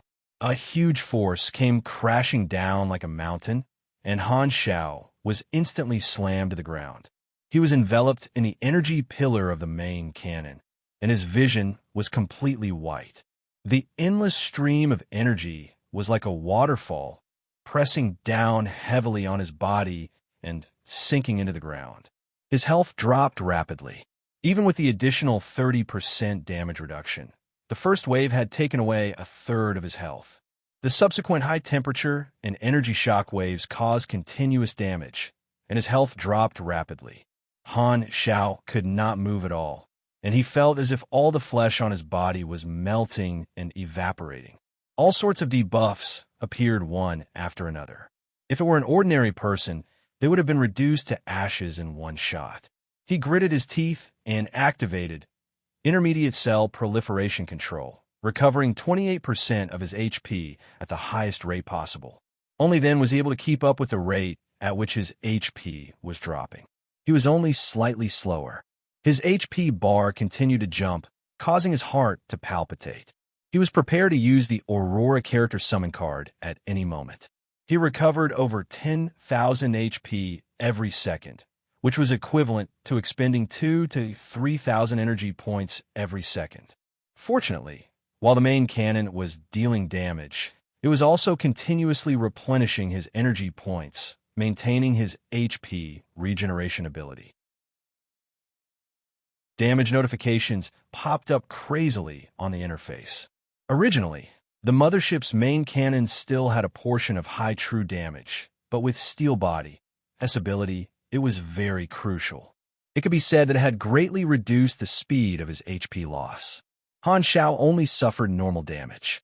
A few seconds ago, after shooting down another assault ship, Nagajan's entire body was wrapped in flames. He hovered in the air for a short while and looked at Han Xiao's battlefield from afar. The shock in his eyes could not be concealed. Black Star really withstood the siege of 3 Calamity-grade supers. How did he do it? Nagajan was very shocked. He knew that he cannot do it. At this moment, he noticed that there seemed to be a change on Han Xiao's side. He saw that Black Star was rapidly stacking his defenses, while the 3 Dark Star Calamity grades were running far away, as if they were avoiding something dangerous. Why aren't they fighting? Is Black Star guarding against something? Nagajan's face was filled with doubt. Before he could think, the sudden change gave him the answer. Shua! A thick beam of light descended from the sky and hit Han Xiao's position. Calling it a hit was not accurate. The thick beam of light directly covered an area of a few hundred meters around Han Xiao. From the time the beam of light pierced through the clouds to hitting the ground, it took less than the blink of an eye. Even with Nagajan's reaction speed, he did not have the time to react. He could only subconsciously squint his eyes to resist the strong light. Bang! This shot blasted out a crater in the blink of an eye. The beam of light was like a divine spear, piercing straight into the ground. It gave off the illusion that it would pierce through the entire planet. The impact was extremely strong. The strong light was so blinding that Nagajan could barely open his eyes. His expression changed drastically.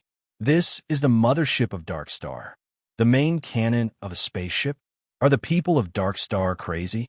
They actually used their main cannon to deal with a single person. How did Black Star provoke them? Rumble. The next moment, a violent explosion shot up into the sky. The wind suddenly blew, and countless dirt and debris were sent flying in all directions by the shockwave. The main cannon of the Dark Star mothership used a separate energy furnace, and its power was many times higher than the light cannons of the assault spaceships. Relatively speaking, the mothership's main cannon was considered a single-target attack in galactic combat. Of course, if the main cannon was used to hit a single target, the effect would be no different from an AoE. The main cannon continued to fire, and the terrifying heat distorted the air. Shock waves burst out, and the area covered by the beam of light had already turned into a crater, and the area was still rapidly expanding. Inside the protective shield, the faces of countless players were illuminated by the white light. Their faces were lifeless, and only the beam of light remained in their sight. This is justice from the heavens? Whoosh! The main cannon stopped firing, and the last beam of light landed in the center of the crater. Boom! All of a sudden, the accumulated energy exploded. The sound was even louder than before. Flames and dust spread out at high speed, like a constantly expanding cover. Whistling hot winds swept out. The earth trembled. Everyone hiding inside the protective shield also felt the intense tremors, and they swayed from side to side. After a while, the explosion of energy finally stopped, and the dust obscured their vision. Everyone could only see the crater outside the sanctuary, as if it had been hit by a meteor. What is this? Countless players were shaken. Bennett was speechless. Hela threw herself onto the protective shield, and her pupils constricted.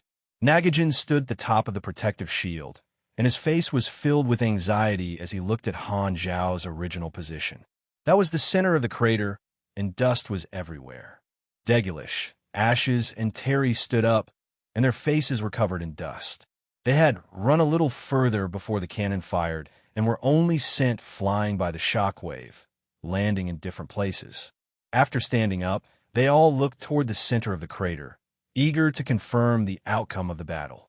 The Dark Star assault spaceships and Ghidorah spaceships had all stopped firing and were hovering in the air, observing the situation. The dust gradually dissipated, and the center of the crater was caved in for who knew how many meters. The slope was extremely steep, and the deeper it went, the redder the soil became. Many places had been turned into crystals by the high temperature, and some rocks had melted into lava that was over 1,000 degrees Celsius, giving off a white glow as it flowed down the slope. Countless mechanical fragments were scattered around, and a portion of them had already melted into molten iron. In the center of the crater, a figure slowly crawled up. His entire body was charred black, and smoke was coming out of his body. He shook his body a few times, and the charred skin on his body fell off, revealing his normal skin color. He raised his hand and shot out a bolt of mechanical force, changing the shape of a few mechanical fragments and covering his lower body like a pair of pants. Han Zhao's muscular upper body was exposed, and he held the back of his neck with one hand as he cracked his neck and smiled. Phew, that's more like it. I feel like my body is stretched out. Everyone's eyes were focused on Han Zhao. Everyone was looking at him. Not dead. The lively black star formed a huge contrast with the crater beside him. This scene made Degulish, Ashes, Terry, Nagajan, Hela, and the other players feel an immense impact, and their eyes widened in shock.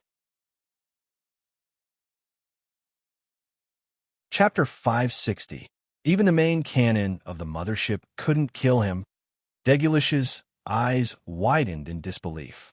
Ashes clenched his fists tightly, and his face turned green. Terry's body trembled, and his face was filled with shock. The battlefield was dead silent.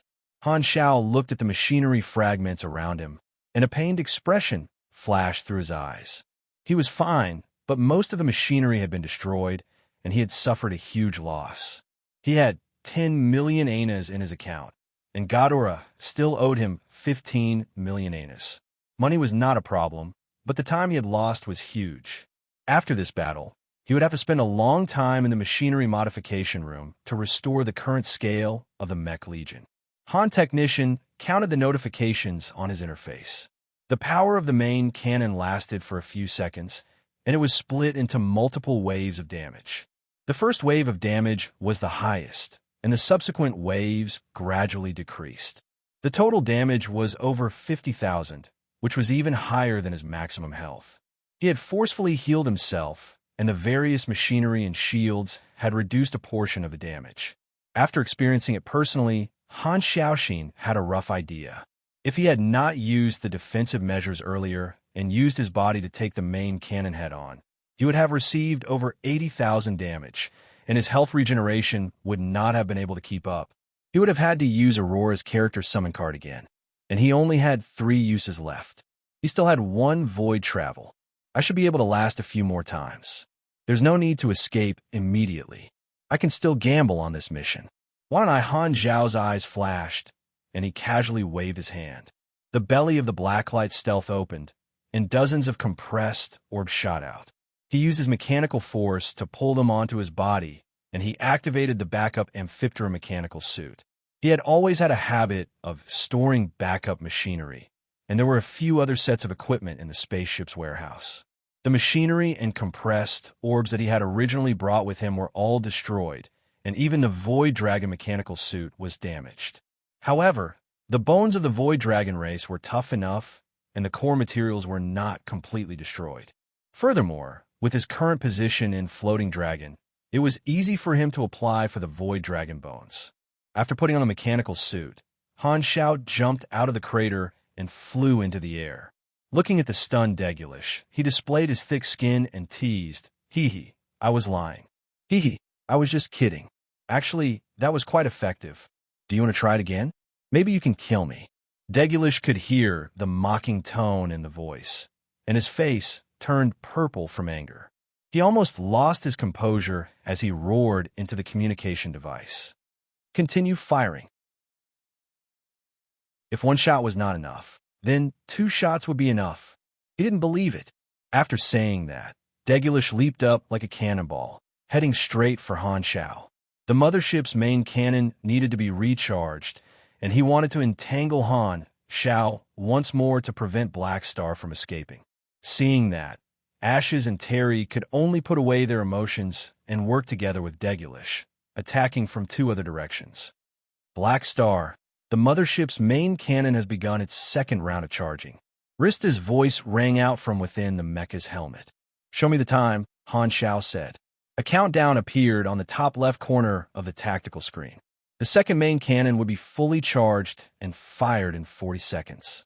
Han Xiao began to fight with the 3 of them once more. The Amphiptera stats were far lower than the Void Dragons, and it was turned into scrap metal in no time. However, he still had a few sets of compressed orbs from his backup mechanical suits, which he constantly changed and destroyed. After fighting for a while, 30 seconds quickly passed, and the time for the 2nd main cannon to fire was getting closer and closer. Once again dragging Han Xiao to the ground, Degulish and the other 2 did the same as before, simultaneously opening up a distance to avoid the cannon fire. However, this time, Han Xiao did not stay behind to defend himself. Instead, he turned and charged toward Terry, who was closest to him. Han Xiao also knew the exact time to fire, and the enemy would not be suspicious because of this. After all, with the first example, they would only think that their dodging had alerted Black Star. He wanted to drag Terry along to be attacked. Degulish instantly understood Han Zhao's intentions and was not surprised.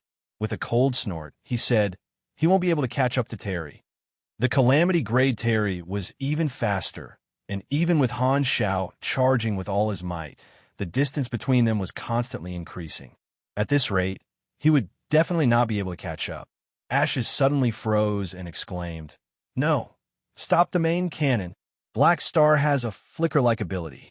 During the battle, Han Xiao had only used Void Travel once, and that was to prevent Ashes from using his Esper ability. Ashes had almost been kicked in the crotch, and it had left a deep impression on him. With his reminder, Degulish suddenly reacted. His expression changed as he hastily shouted into the communicator, "SH*T, quickly cancel the lock." Right at this moment, Han Xiao used Void Travel and instantly appeared beside Terry, revealing an evil smile. "Hee, let's see who can tank better." "No." Terry turned pale with fright, and fear appeared in his eyes. He had a look of "don't come here" on his face. Boom! The next moment, the second main cannon descended, and a second crater appeared on the ground. Explosion, smoke, and shockwaves. Just like the previous cannon, the people within the protective shield once again experienced the feeling of an earthquake. Only when the smoke dissipated did they realize that the cannon had missed, hitting tens of kilometers away and not hitting Han Zhao's position. At the critical moment, Darkstar's temporary commander hurriedly moved the cannon away. Terry's mouth was wide open as he looked at the crater in the distance. He was so frightened that he broke out in cold sweat, and he hurriedly escaped from Han Zhao's side, running more than 1,000 meters away. Having escaped death, Terry still had some lingering fear in his heart as he panted heavily. Fisk, consider yourself lucky. Han Zhao stood where he was and curled his lips, feeling that it was a pity. If Darkstar had not reacted in time, the enemy would have reaped what they had sown, killing one of their high-level combatants in one shot. He would have gotten back some interest and at least left one enemy behind. However, not hitting was also effective. Han Zhao shook his head and turned to look at Degulish. He shrugged and pretended to feel pity. What are you going to say next? Are you going to fire or not? You. Degulish gritted his teeth and almost crushed his communicator. However, he did not dare to use his main cannon on Han Zhao, for fear of harming the innocent. Blackstar had withstood the first shot, and the second shot had almost killed Terry. The results of these two shots showed that the main cannon was completely useless against Blackstar and could even injure themselves. The three of them were unable to kill Blackstar, and the strongest main cannon of the mothership was also unable to do anything to him. The three of them had realized that even though Blackstar could not beat them, the rhythm of the battle had fallen into his hands. Before this, they had never thought that a fellow who had not even reached the calamity grade would be able to cause so much trouble. He could not be beaten up, and he could not be killed. Then, should they bring Blackstar onto the ship? Degulish immediately rejected this idea. What a joke. How would he dare to bring this fellow onto the spaceship? Right at this moment, the temporary commander urgently reported the new situation. A strong spatial fluctuation has been detected nearby. Ghidorah's fleet has broken through the spatial disturbance and is currently providing support through the hyperdrive base station. Enemies are continuously appearing, and there is not much time left. We have to quickly retreat. Han Zhao also received Nagajan's message at the same time and heaved a sigh of relief. Ghidorah's reinforcements had finally arrived. Although they would be late, they would definitely arrive. Degulish's expression was extremely ugly. He had no other choice but to accept the result of the mission failure. The three of them had been delayed by Han Zhao for too long and had not been able to cause any more damage to Blue Star. Darkstar's fleet began to retreat, and Degulish and the other two escaped from the battle and boarded the assault spaceship. Right at this moment, the three of them suddenly heard Han Zhao's soft laughter. Come and play when you're free. Han Zhao smiled and waved his hand, adding in his heart, if you guys still have a chance. Just you wait. I hope you can still laugh in the future. Degulish's expression was gloomy as he turned around and entered the spaceship. Ashes looked deeply at Han Zhao. Next time, I'll definitely find a way to kill you. Darkstar's assault spaceships that had attacked Blue Star all took off, and the mothership outside the atmosphere began to leave. As the reinforcement from Ghidorah's fleet were too large, almost all the other Calamity Planet's fleet had arrived. Darkstar did not wish to engage in a firefight and hurriedly retreated. Looking at Darkstar's fleet disappearing into the horizon, Han Zhao retracted his gaze and looked at the devastated sanctuary. He kept the smile on his face and sighed with a heavy expression. This time, they had suffered heavy losses. The base was fine, but most of the sanctuaries outside had been destroyed and turned into ruins. The number of casualties had not been calculated, but it was definitely not small. Including the Six Nations, a conservative estimate put the number of casualties at over 10 million. After surviving the mutation disaster with much difficulty, the survivors had encountered a sudden disaster, and their civilization had suffered a heavy blow. The only good news was that the Blue Star civilization had not been completely destroyed. Bennett, calculate the losses and treat the injured. With a sigh, Han Xiao used his communicator to issue an order before lying down with his face facing the sky.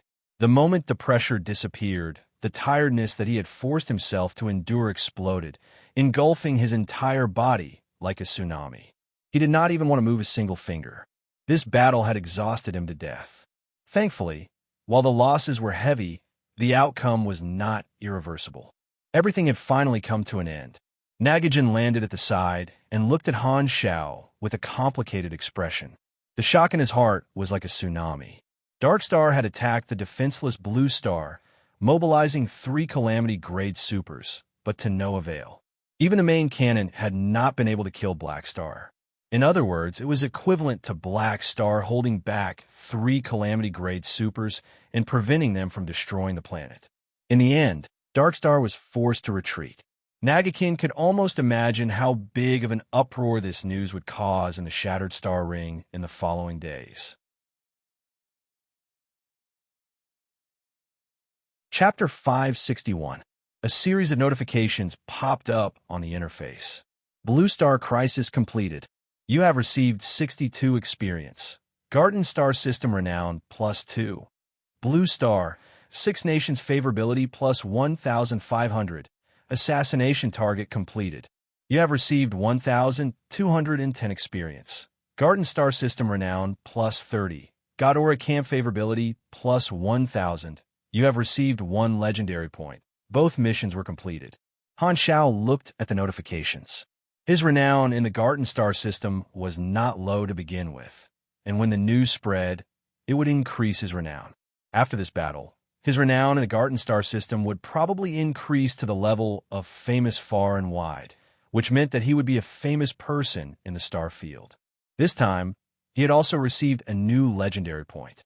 Star System Legendary Point, Garden Star System Battle of the 3 Natural Disasters.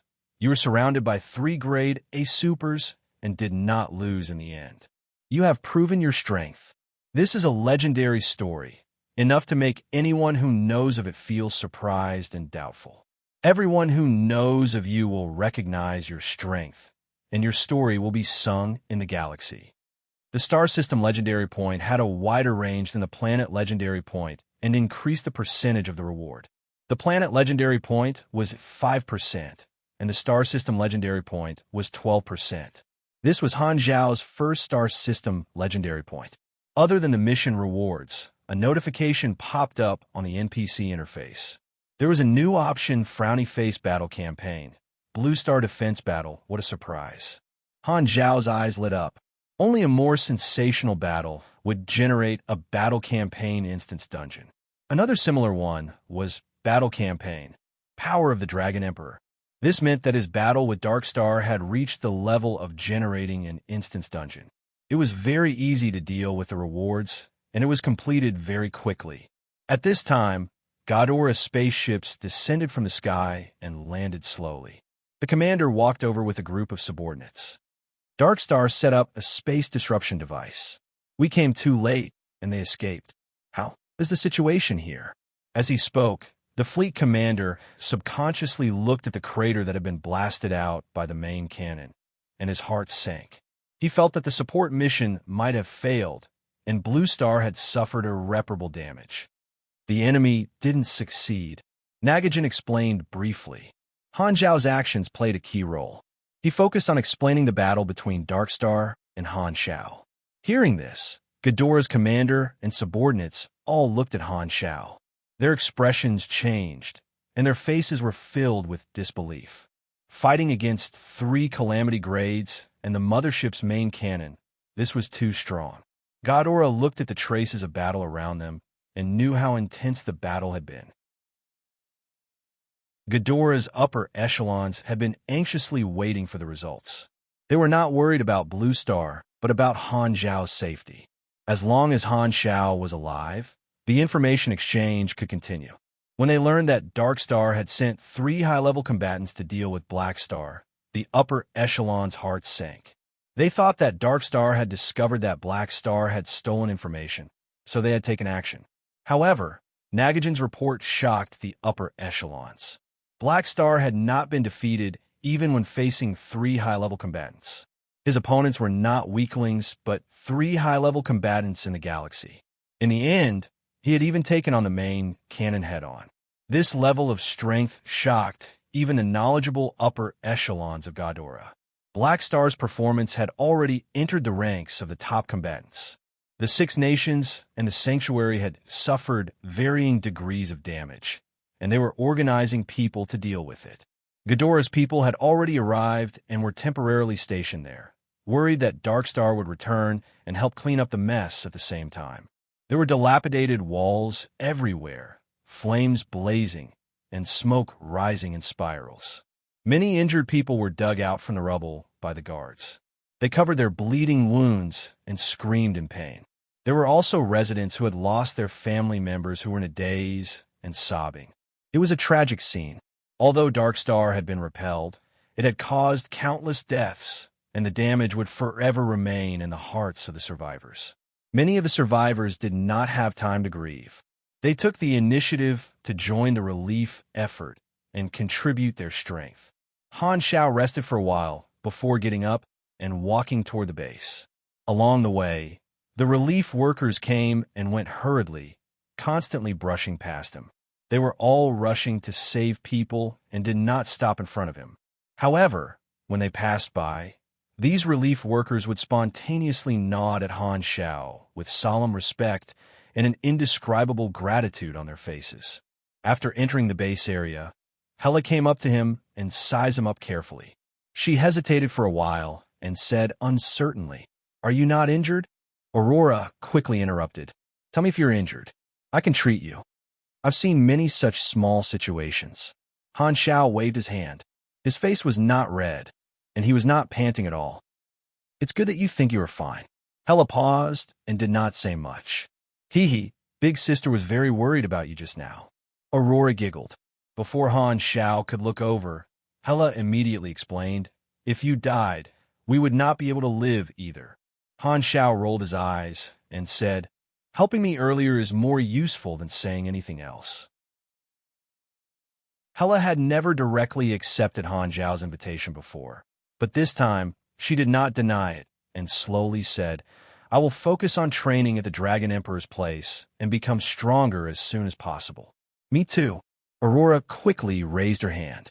At this time, Bennett walked over from the side with a sorrowful expression. "The outer area of the sanctuary is almost completely destroyed and can only be rebuilt. The 6 nations' losses are even greater. Many cities have been destroyed, and they are busy with disaster relief. They asked me to thank you for sending reinforcements on their behalf. Otherwise, the losses would have been even greater. According to preliminary estimates, 12 million people in Blue Star were killed, and the number of injured and disabled is probably a few times that number. This result is already very good." Han Shao shook his head. From the beginning to the end, Darkstar's attack had actually only lasted a little more than 10 minutes, but it had already caused tens of millions of casualties. If not for the mercenaries, Nagajan, and the players, the losses would have been even greater. Ghidorah's reinforcements had actually arrived very quickly. This was all thanks to the hyperdrive base station that Ghidorah had set up early on.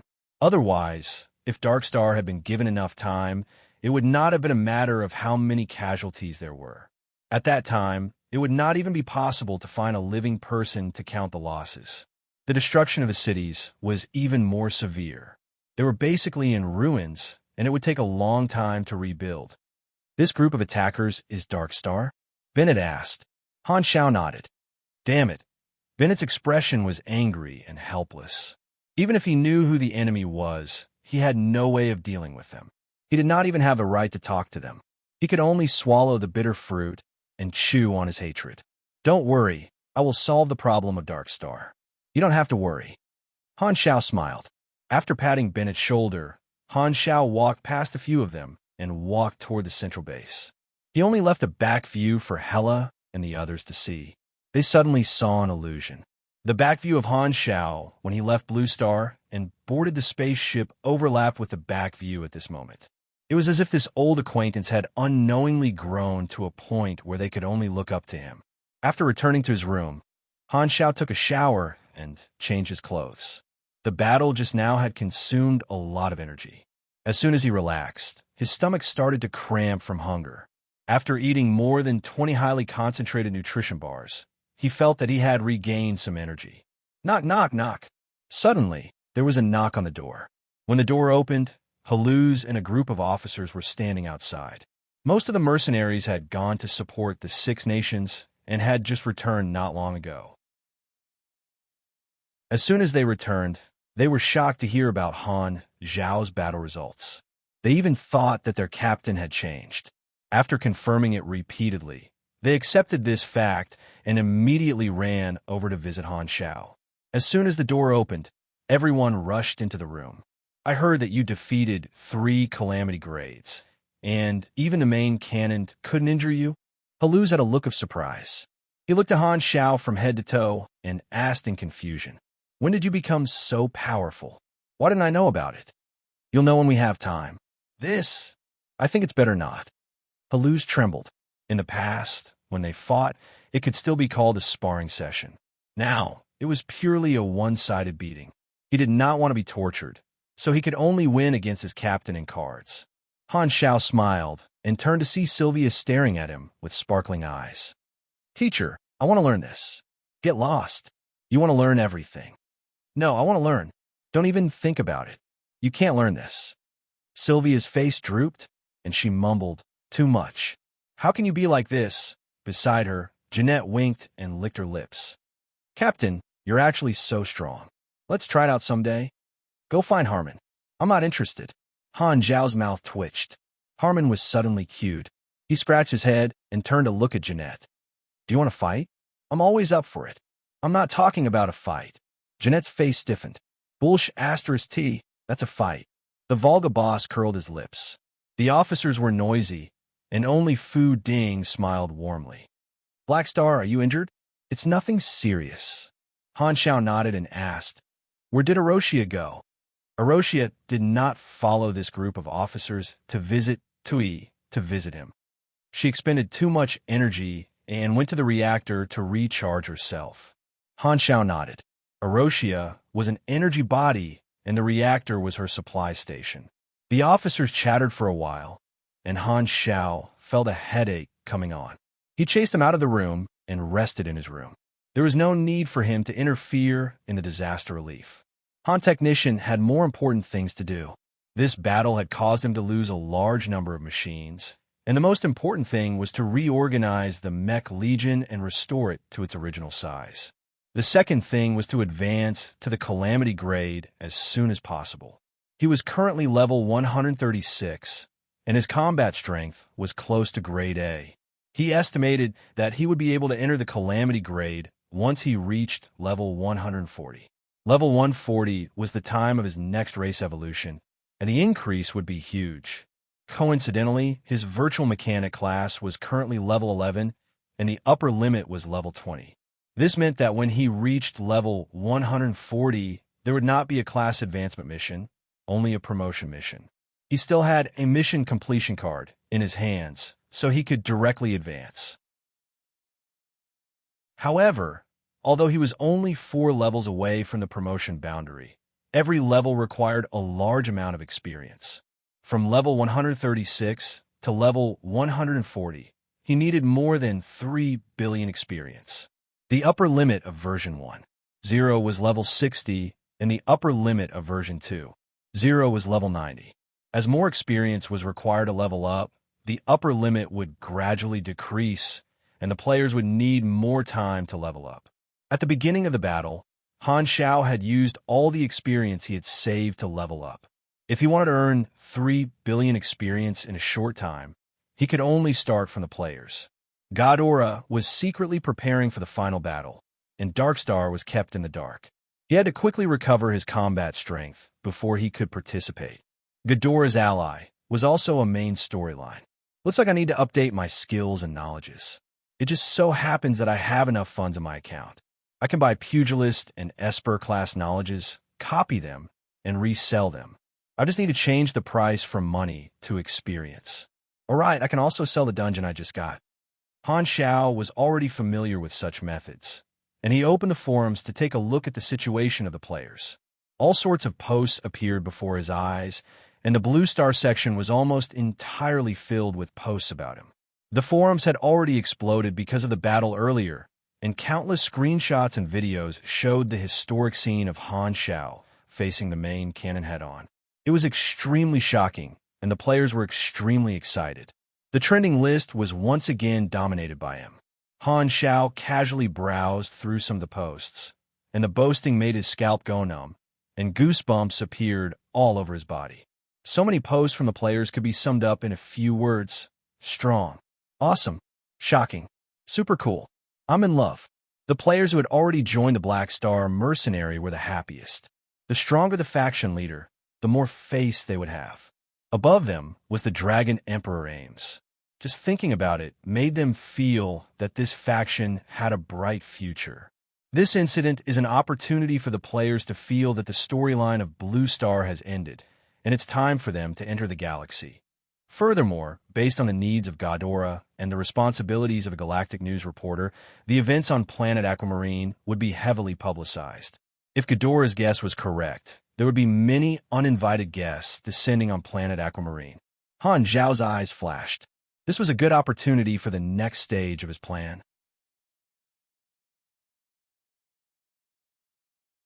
Chapter 562.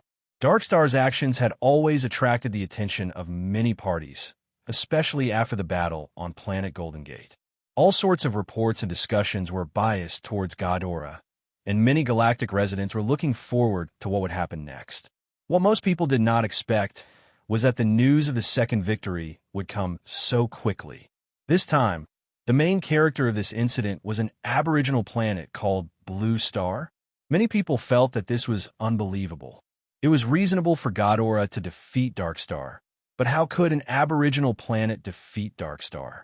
Many people only found out about this from different sources, but they did not know the exact details. To most people, Blue Star was just one of the countless low-level planets.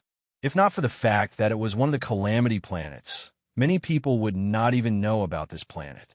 As for the name of Black Star, most people did not know much about it. Although Han Xiao was a target that needed to be taken seriously in the eyes of the various large organizations, they could guess that this incident was most likely related to Black Star. However, to ordinary people, mercenaries were not celebrities, and they would not remember the name of a mercenary. Han Zhao's fame was mainly spread among the higher-ups. On the intergalactic network, many people could not help but ask about the cause and effect of this incident. When this incident happened, there were no bystanders, and it was extremely newsworthy. Many intergalactic reporters were like cats that had smelled blood and acted on their own accord. In just a few days, spaceships from different news channels flew toward Blue Star, preparing to conduct interviews and find out the truth. How exactly did Blue Star defeat Darkstar? Blue Star, this aboriginal planet that no one cared about, received the attention of countless galactic residents for the first time. It was the first time that ordinary people were welcomed into the galaxy. Blue Star was bustling with activity. A few days after the Darkstar attack, with the help of Ghidorah, the Six Nations and the Sanctuary had just finished cleaning up the battlefield. At this moment, many new spaceships arrived at Blue Star, but were stopped by Ghidorah's fleet. Ghidorah's fleet was not prepared to let these reporters enter Blue Star. One of the reasons was for safety reasons, but there were also other deeper considerations. The Six Nations did not know anything about this and did not know that a group of galactic visitors had arrived. They did not have any means of communicating with the galaxy. The reporters could not contact the sovereign civilization of Blue Star, but very quickly, someone remembered that the Black Star mercenary was also on this planet and contacted the Black Star mercenary instead. They're finally here. Philip relayed the news. Han Xiao had expected this. This group of reporters was a key factor in his plan, so he contacted Nagajan and asked him to instruct the fleet commander to make way. The fleet commander received the order and did not want to let the reporters in. However, the higher-ups had instructed him to listen to Nagajan's orders while guarding Blue Star. Furthermore, after thinking about it carefully, he did not want to provoke Black Star, especially after witnessing the strength of the Black Star. He could only instruct the fleet to make way unwillingly. A group of galactic reporters excitedly entered Blue Star. Many of them were very professional and immediately sensed that something was wrong. They were looking for the Black Star mercenary, but Ghidorah's fleet obediently made way for them. There seemed to be a deeper meaning behind this. The people of Ghidorah actually wanted to give face to the Black Star mercenary. Many of the reporters had a vague feeling that in the eyes of the people of Ghidorah, Black Star was not just an ordinary mercenary. This time, Black Star might have played a more important role in repelling Dark Star. This group of galactic reporters respected Blue Star's regime and landed in the Six Nations spaceships one after another. Only then did the Six Nations know that a group of galactic visitors had arrived. They were both surprised and nervous as they hurriedly welcomed them. This was the first time that the people of the Six Nations and Blue Star had seen so many different kinds of aliens and felt that it was strange. The reporters revealed their identities and intentions, and the upper echelons of the Six Nations were overjoyed. They all realized that this was an unprecedented opportunity. This was the best opportunity to establish a connection with the galaxy. All along, the Six Nations had only been able to contact Ghidorah one way and knew very little about the galactic environment. It was only after Black Star returned that this situation was alleviated. However, this time, the attack of Dark Star had attracted the attention of the galaxy. This was extremely significant to a native planet, and the upper echelons of the Six Nations welcomed the reporters with great enthusiasm. They all felt that this was a blessing in disguise. It proved that risk and opportunity were often proportional.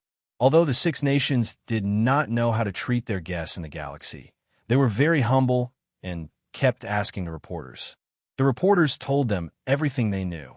After all, they wanted to gather information on Blue Star, so they naturally had to establish a good relationship with the Blue Star regime. The reporters also did not have the arrogance of the galactic people and would not look down on the natives. This planet had repelled Dark Star, so they still had the necessary respect. Very quickly, the upper echelons of the Six Nations found out from the reporters that they had been stopped in outer space, and that it was Han Xiao who had allowed the reporters to enter. Instantly, they were extremely grateful to Han Xiao. Because of Black Star, the planet had not been destroyed.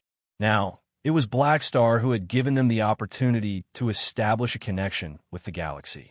Indeed, hugging Han Xiao's thigh was the right choice.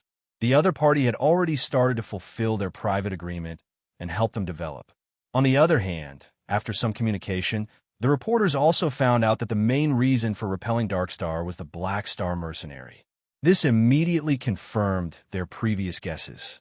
No wonder Ghidorah wanted to give Black Star face. However, the Six Nations did not really understand the process. At that time, they could not even take care of themselves and only found out about it after the incident. They took many photos of the city that had been attacked. These were all valuable materials, and the reporters could not wait to head to the sanctuary to interview the people involved. Spaceships arrived at the sanctuary one after another. The first thing they saw was two huge craters, which were clearly traces of a battle. They had indeed come to the right place.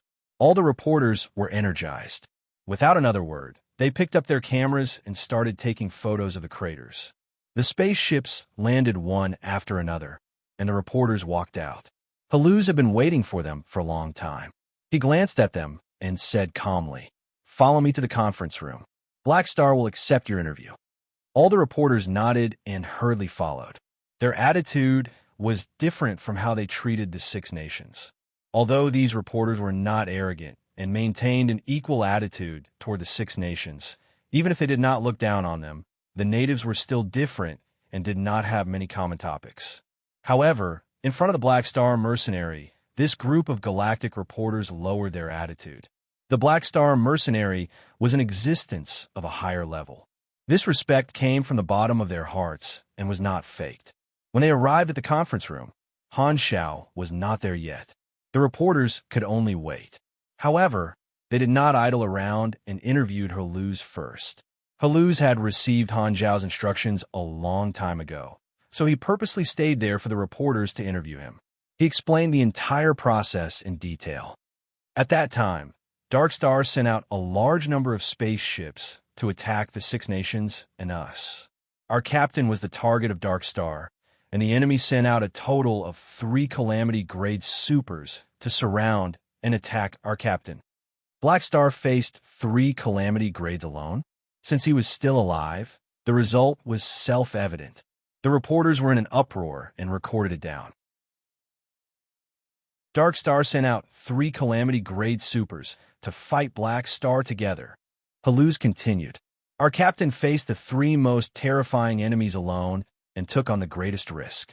The 3 Calamity-grade supers were unable to break through our captain's defense, so they used the main cannon of the mothership to attack our captain. The reporters were shocked and recorded it down again. The 3 Calamity-grade supers were beaten up and forced to use the main cannon of the mothership. The 2 craters outside are the marks left by the main cannon. Our captain used his body to take the hit and was almost unscathed. Even the main cannon was unable to harm his body. Dark Star then fired a second shot, but they fell into our captain's trap and almost killed their own Calamity-grade supers. Thus, they did not dare fire again. This was breaking news. The reporters were dumbfounded and hurriedly wrote. Withstanding the main cannon with his body, Black Star taunted for another shot. In the end, Ghidorah's reinforcements arrived. Dark Star was unwilling to exchange fire with Ghidorah, so they were forced to retreat. That was the entire process. Haluz shut his mouth. The reporters applauded enthusiastically, then buried their heads in writing. Black Star showed his might. Dark Star fled. After a while, Han Shao estimated that Haluz was done with the interview, so he came to the conference room on time. All the reporters subconsciously stood up and greeted him with respect. Your Excellency, Black Star, making Han Shao feel like he was the class teacher patrolling. Han Shao sat down, and the reporters immediately started the interview. They confirmed what Haluz had said and asked many questions, such as whether he felt any pressure facing 3 Calamity-grade supers. How did it feel to be hit by the main cannon? What did he think of Dark Star's actions and goals? And so on. Han Shao felt like he was holding a press conference. Han Shao patiently answered the questions. Spreading the news depended on these reporters, and this was an additional benefit of popularity. Events that could give him legendary points naturally had many potential rewards. The interview came to an end, and one of the reporters asked the last question. Your Excellency, Black Star, did you stay on Blue Star to help this planet fight against the calamity and enemies because this is your hometown? Hearing this, Han Zhao's eyes flashed, and he had an idea. That's only one of the reasons. Is it convenient for you to tell us the other reasons? The reporter hurriedly asked. Han Shao laughed and said, It's fine to tell you guys. Blue Star is not only my hometown, but it's also the location of the subbase that we, the Black Star Mercenary, are preparing to expand. It's also one of the bases of Floating Dragon's field team. A while ago, the Dragon Emperor came to visit Blue Star for a field trip, so my job is to defeat all enemies.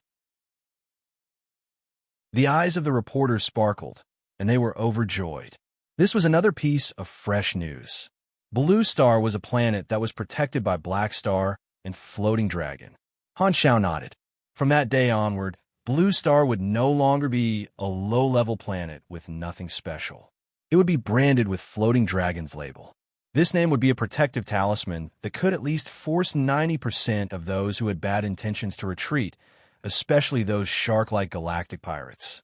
After all, he would not be staying in Blue Star forever. To the Blue Star civilization and his own base, this was a good thing that had more advantages than disadvantages. Other than increasing their safety, Floating Dragon's name could also attract investments. Some financial groups would come over to invest, and this would greatly increase the speed of Blue Star connecting with the galaxy. Since Blue Star was one of Floating Dragon's territories, even if it was still a primitive planet, the financial groups would still invest in it and reveal some common technology to help the 6 nations improve their technology quickly. He would also be fulfilling his agreement with the 6 nations. Although he had been attacked, he had also made the galaxy recognize this planet. At the same time, branding Blue Star as Floating Dragon was also a plan to avoid future risks. Even if the 6 nations grew stronger in the future, they would not dare break the agreement and fall out with him. They would know the consequences of losing Floating Dragon's name very clearly. This way, The Six Nations would be in power on the surface, but the one controlling them in the dark would be Ames. Of course, it would not be him. Han Technician still had this much ability. However, with Ames's carefree personality, he would have a lot to say. What did she mean by no matter what? Not caring about this, not caring about that, not caring about anything at all. Ames naturally would not object. As for main butler Jenny, who was in charge of the actual operation, shouldn't colleagues who loved each other clean up after each other's mess? This trip had been fruitful, and the reporter left satisfied. The next day, many news channels in the Garden Star system released related reports at the same time, detailing the real process of Blue Star defeating Dark Star. The text was paired with the photos, and the photos of the crater took up the most space. After taking a look, Han Xiao almost choked. He grabbed Herlu's neck and roared. Didn't you say you would tell the truth? What did you say to the reporters? Did I ask you to brag? Did I ask you to brag? Herlu's felt wronged. I clearly told them the truth. Who knows how much artistic embellishment those reporters made? In the galaxy, the news of this incident spread far and wide. Not only was the Garden Star system shocked, but the other star systems and star clusters in the Shattered Star Ring who were paying attention to Dark Star also knew that there was a guy called Black Star who fought against 3 Calamity grades alone and even took on a Dark Star mothership's main cannon head-on. Even the star cluster civilizations remembered the name Black Star. The Shattered Star Ring was shaken.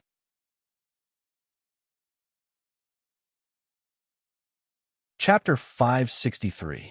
Ghidorah paid a lot of attention to this news. Nagajin had already reported on Han Zhao's abilities, so the upper echelons were more concerned about another problem. Han Xiao had released the news that Blue Star was bound to Floating Dragon Island through reporters. While Floating Dragon was a neutral organization without any political factors, its influence was extraordinary. With the name of Floating Dragon, even if Blue Star was in the Garden Star system that Ghidorah controlled, they would not be able to manage Blue Star. This planet might become a special area under their jurisdiction. Furthermore, the value of roping in Floating Dragon was far higher than Blue Star. Blue Star was just a low-level planet, and as long as there was no political conflict, Ghidorah decided to turn a blind eye. Of course, compared to Dark Star, Blue Star was just a small problem. After the news was released, Ghidorah's official media department also came out to join in the fun and promote it to increase the popularity of the news. No matter who won against Dark Star, as long as they could suppress Dark Star, they were willing to promote it. Floating Dragon Island, after Jenny finished reading the news, her face turned green, and she immediately contacted Ames. Ames was currently traveling in the galaxy, and her virtual projection appeared on the communicator. What's wrong? Look at the news. Black Star is causing trouble outside again. Jenny pressed the communicator and sent the news link over. Ames looked at it for a while and smiled. As expected of the person I value. He's quite impressive. That's not the main point. He announced that Blue Star is Floating Dragon subbase without my permission. Jenny was furious. But I agreed. Ames blinked. Jenny immediately swallowed the curse words that she was about to say. I recently accepted 2 disciples. They're also from Blue Star. Black Star will bring them to Floating Dragon soon. Help them settle down. After that, Ames hung up. Black Star. The staff outside the door suddenly heard Jenny's angry scream, and they were all shocked. Somewhere in the Shattered Star Ring, in the territory of a certain beyond grade A supers. Taking on the main cannon head-on. That's my style. Ames now has a powerful cadre. In the shadows, a robust giant that was 7 to 8 meters tall sat on a throne, looking at the news on the virtual screen in front of him with a contemplative expression. Floating Dragon is starting to expand, and Ames is finally interested in the forces. I'll find some time to propose to her again. I might succeed this time. The Dark Star mothership that attacked Blue Star was drifting in space. Ashes and the other 2 also saw the news. Bullshit. When did he beat us up? Degulish was enraged. It was clearly Black Star who did not have any ability to retaliate. These bunch of reporters only know how to make things up. Terry said helplessly, in any case, we really couldn't kill him. Ashes snorted and did not comment. He was secretly thinking about how to get rid of Han Shao. He definitely has a weakness. The matter of planting spies in his mercenary group has to be put on the agenda. Only by getting close to him will we be able to discover his weakness. Then, what should we do next? Terry asked. Degulish frowned and slowly said, Black Star's ability was beyond our expectations, and we were unable to kill him. This mission has failed, and the leader said that this is not our fault. No one knows how many abilities Black Star has hidden. He wants us to gather with the main forces and prepare for the next step of the plan. Next step? We don't know the exact details yet, but since we're gathering the motherships, it will definitely be a large-scale operation, Degulish said. Darkstar was still planning for the next round of attacks. However, Darkstar did not know that Han Shao had planted an eye in their spring. All the motherships were exposed to Rista surveillance, and Darkstar's backup was already useless. They were still in the dark. As the news spread, many people in the Shattered Star Ring were discussing the name of Black Star. His fame had spread far and wide, and it had brought Han Shao a lot of fame. Darkstar had been forced back twice and seemed to have finally calmed down. However, this was only the calm before the storm. A storm created by Han Shao was brewing in the dark. Rista was monitoring the location of Darkstar's motherships. Every once in a while, Han Shao would reveal the coordinates to the upper echelons of the War Bureau through Nagajan. Ghidorah had the intention of catching them all in one fell swoop and secretly sent out troops. Ghidorah continued to hire large mercenary groups as protection, but they did not reveal the details of the operation. They only told Sky Ring, Purple Gold, Blades, and the other large mercenary groups to be on standby. Han Shao remained in Blue Star and focused on his plan to recruit players. The plan had already reached a critical stage. Making use of this ambush, Han Shao changed the name of his faction through the faction interface and the Mercenary Alliance user interface. The name of Black Star Mercenary was changed to Black Star Corps. Those that dared to use Corps as the suffix were basically large mercenary groups. Due to the large number of players joining, Han Zhao's faction had expanded to hundreds of thousands of people.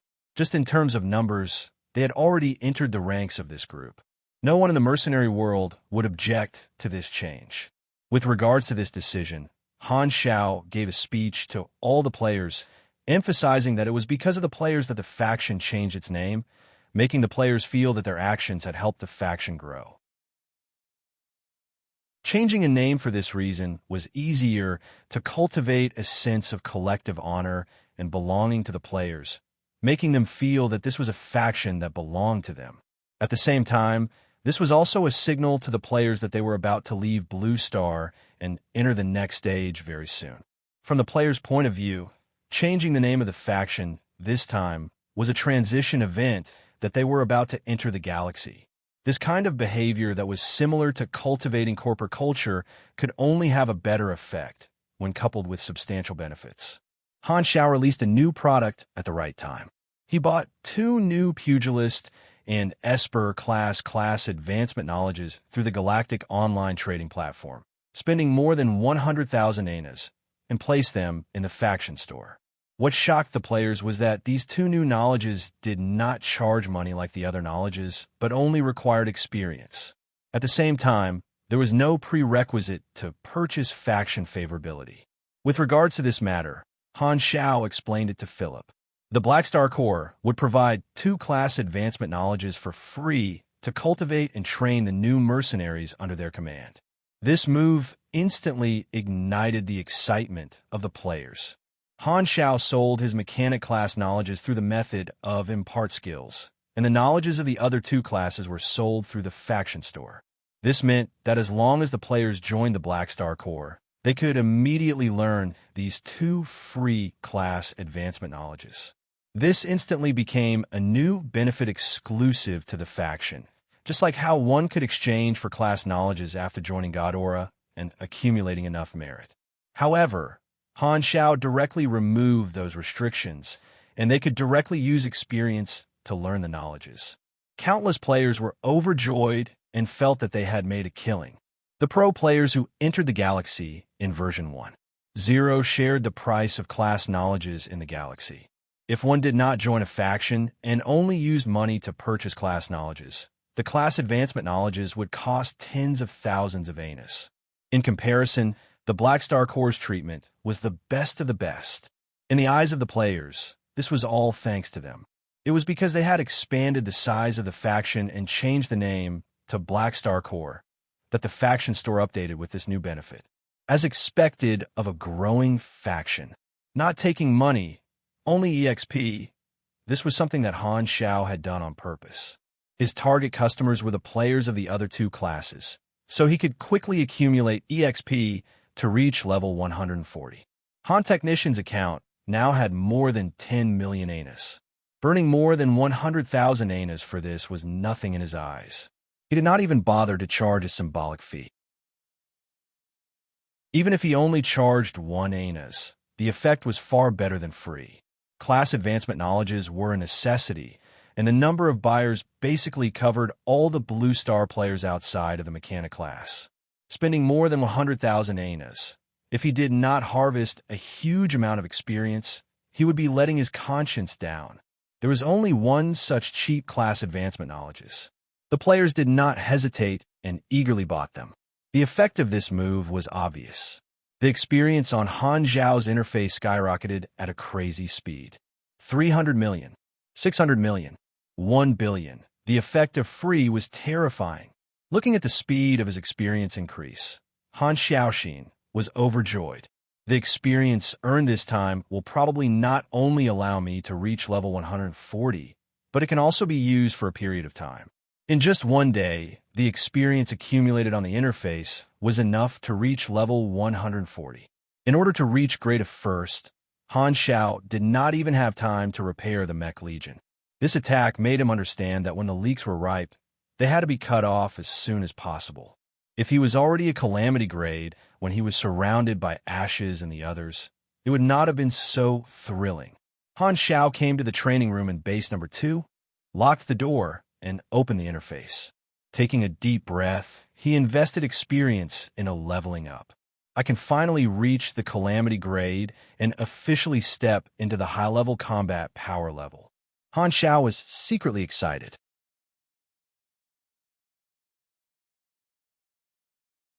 Chapter 564.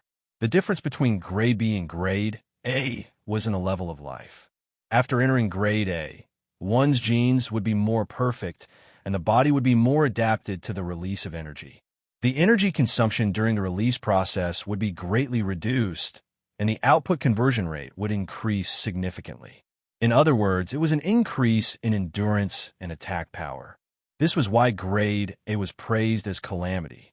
As the name implied, as long as one released their power, Grade A would be able to cause catastrophic damage to the surface of a planet for a certain period of time. Before the appearance of Beyond Grade A in the exploration era, Grade A was the strongest in the galaxy. Even now, Grade A was still a huge dividing line. In his previous life, the highest level limit for players was only Grade A. Therefore, Han Xiao was very clear that once he crossed the threshold of Grade A, his strength would increase by leaps and bounds. This was a new stage for the ship. He was now at level 136, and his main class was at level 11. He suppressed his excitement and invested his experience in leveling up. Virtual Mechanic leveled up to LV 15, plus 150 energy, plus 3 DX, plus 3 Indy, plus 6 INT.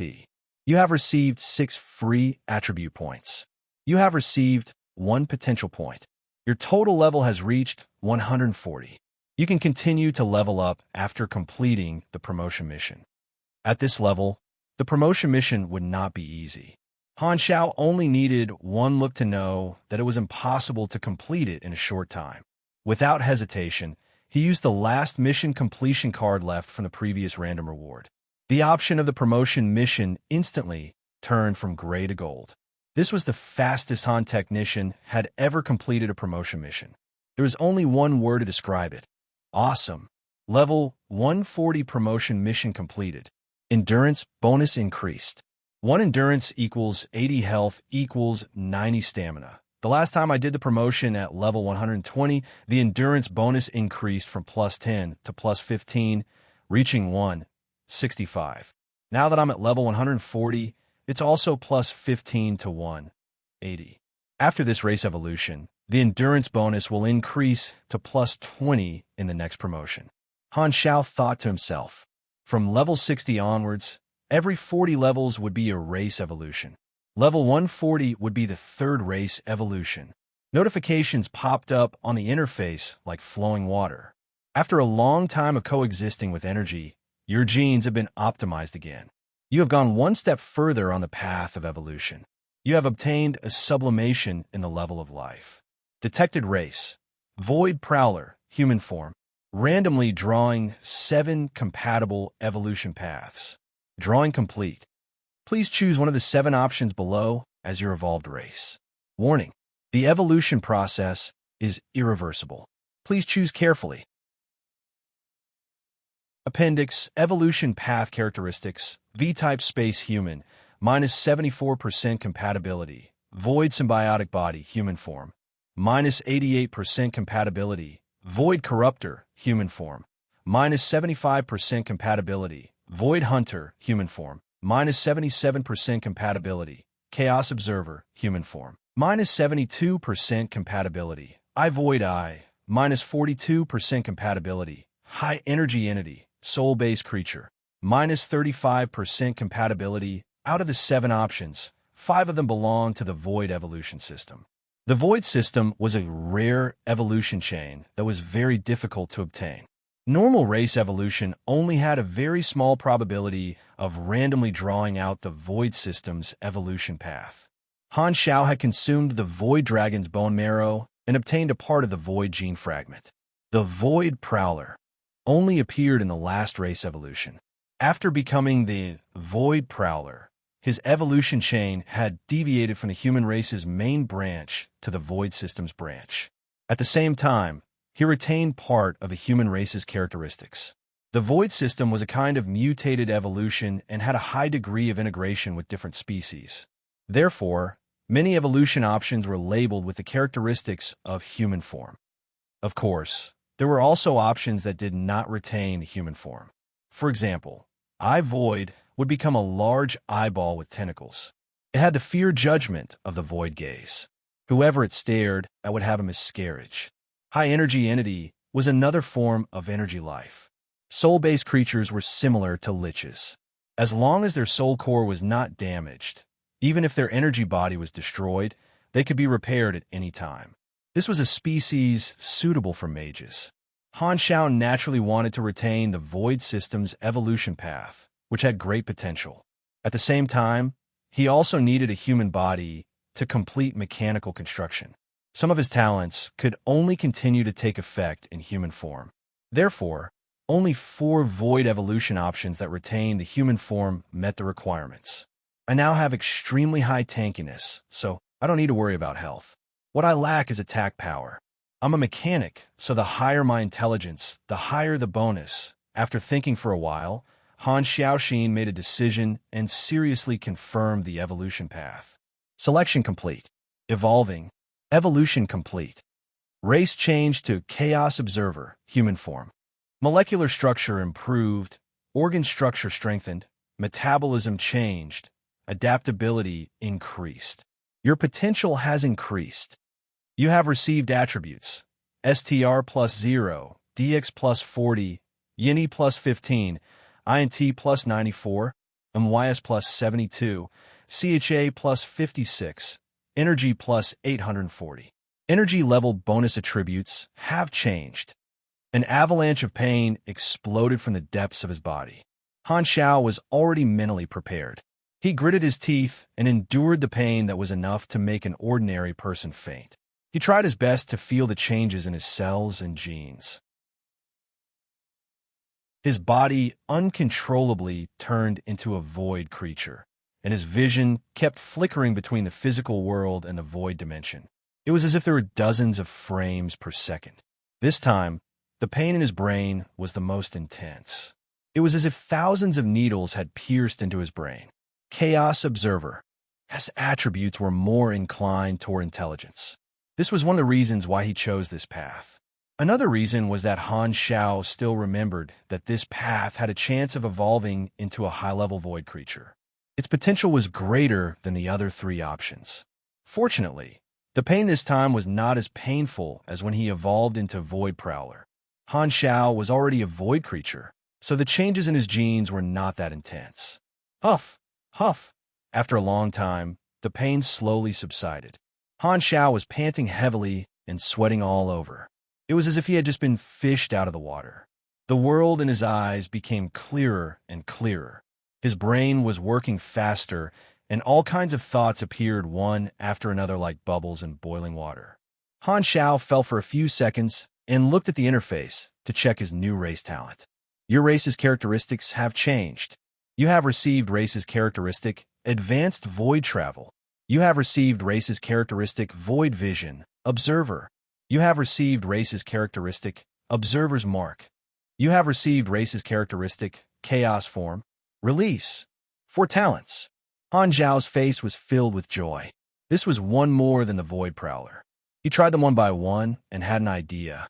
Among them, the one he was most familiar with was Advanced Void Travel. This was the advanced version of Void Travel, and its duration was longer. As long as he was willing, he could maintain it for up to 3 minutes. The duration had increased by a few times, which meant that he could blink further and complete more things. The cooldown time was still 5 minutes. As for the other 3 talents, they were the special abilities of Chaos Observer. Among them, Chaos Form, Release was the core. The other 2 talents could only be used after Chaos Form, Release was activated. With a thought, Han Xiao suddenly dispersed and turned into a gray fog. This was a strange energy field. Light would be swallowed by the gray fog, but it still maintained its original gray color and did not turn black. It was very strange. It was like using space as a canvas and a gray paint was smeared on it. His own senses also changed. He no longer used his eyes to see and ears to hear. This chaotic fog had vision, hearing, touch, smell, and other senses at the same time. Moreover, they were many times sharper. When he moved, he no longer had the control of his body like a human. Instead, with the gray fog as the core, he moved around and could constantly change his shape. It was like a cloud that could move on its own. Its speed was also very fast. It also had the ability to pass through walls like void travel. It was very magical. Not only that, there were also new senses that were hard to describe and indescribable. This is the Chaos Form, Han Xiao thought to himself. He suddenly realized how he could think without a brain. After thinking for a long time, he roughly understood that after becoming a Chaos Form, he had changed from a physical life form to a domain life form. This chaotic fog formed countless organ structures on a microscopic level. Molecular and atomic structures formed a thinking circuit, and bioelectricity flowed within. He could create artificial intelligence, so it was not strange for him to have a new form of thinking organ. He tried out the other 2 talents. Void Vision, Observer, allowed him to enter the gap between the void dimension and the physical world in the form of a chaos form. It was not like Void Travel, where time was almost frozen. When he used this ability, the time in the outside world would flow normally, and he could hide in the gap to observe the changes in the outside world. His vision was very wide. Observer's Mark was related to a new sense. As long as a mark was set on a certain person, a certain place, or a certain spatial coordinate, he could observe across space simultaneously. It was like a split-screen mode. The number of marks could be changed at most 5. Wait, what kind of observation is this? This is obviously peeping. Han Xiaoxin's feelings were indescribable. I have become an I position. This is getting more and more perverted. I like it. After transforming into a chaos form, the attribute panel also changed. It showed the status of after transformation. He was immune to 95% damage, and the energy value of his human form became the HP of his chaos form. This meant that he was using energy to maintain his chaos form. Most of the skills and talents of his human form were frozen, but Advanced Void Travel would be greatly strengthened, and the cooldown time would be reduced from 5 minutes to 15 seconds. If the HP of his chaos form was depleted, he would be forced to return to his human form. His energy value would be reduced to 0, and there would be a negative status of heavy injury.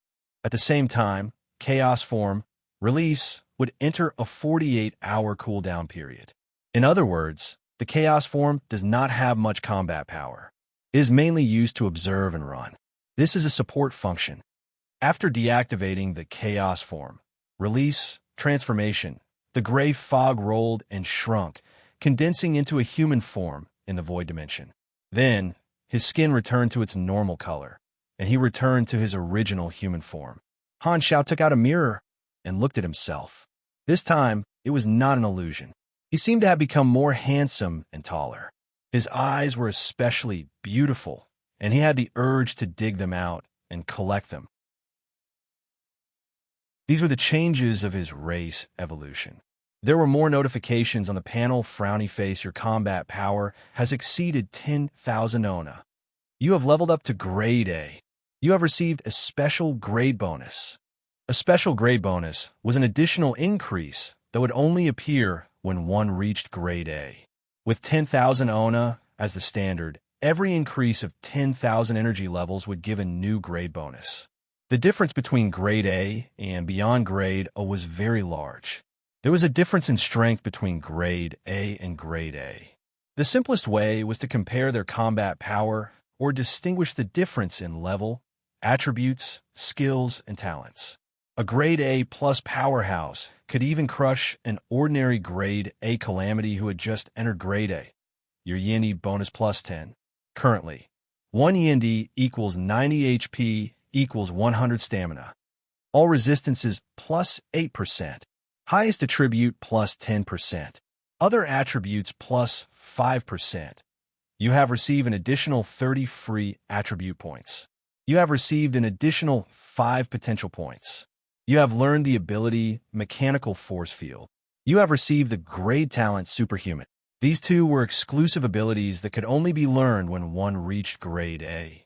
Among them, the grade talent Superhuman was fixed, and the abilities would change according to one's class. Han Xiao had played many different classes in the past, so he was very clear about this. Mechanical Force Field. When you apply mechanical force, a mechanical force field will be formed around a certain area with a machine as the center point. The machines in this area will receive a random 40% to 80% bonus effect, non-stackable. Only the energy of one machine will be consumed. The range of the field depends on the intelligence attribute. This ability was a practical ability of the mechanic class, and it was the core ability of the army style. As long as one machine was strengthened, the consumption would not change, but the surrounding machines would share the effect, increasing the user's stamina. In the player's terms, this was called splash bonus. Superhuman, you have learned how to perfectly control your own abilities.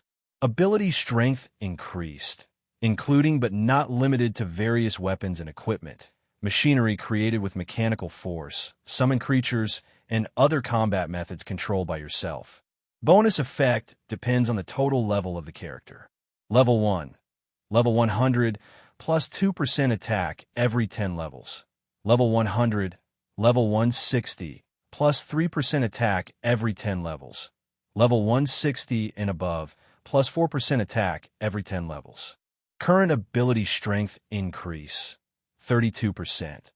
The previous ability was to increase one's stamina, and Superhuman was the main reason why Calamity Grade Supers had such a huge increase in their destructive power. Ability strength was basically equivalent to attack power.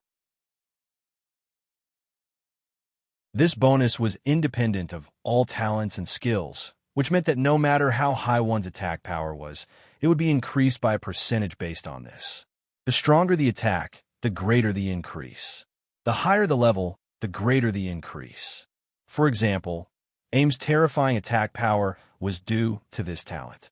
Of course, the main reason was because Floating Dragon Island was tough enough. All the notifications ended there. Han Xiao used his remaining experience to max out Mechanical Force Field, then leveled it up 2 more times, and threw all his free attribute points into intelligence. After reaching level 140, the consumption of leveling up became even greater. Just 2 levels had cost him close to 2 billion experience. If he were to use the mission rewards of version 2.0 as the standard, it would take ages for him to level up. In his previous life, the mission rewards of the players increased with the version. At this level, the experience reward would easily start from tens of millions. I've finally reached the Calamity grade. Filled with surging energy, Han Xiao had an excited expression on his face. He clenched his fists and felt as though he could kill a Harmon with a single punch. He looked at his attribute interface and checked the overall changes. Total level, 142. Main class, Mechanic, Race, Chaos Observer, Human Form. Strength, 201, DX, 518 Yindi, 485, INT, 1500 MYS, 220 CHA, 102, LUK. Free attribute points, 0. Potential points, 62. Health, 64,020. Stamina, 64,520. Energy, 12410. LV10. LV10 energy bonus, plus 81 STR, plus 113 DX, plus 122 Yendi, plus 144 INT, plus 91 MYS, plus 16020 stamina limit, plus 97% machinery affinity. Energy rank, 11237 ONA. Grade A bonuses, plus 10 Yendi, plus 8% all resistances, plus 10% highest attribute, plus 5% other. Attributes, plus 30 free attribute points, plus 5 potential points.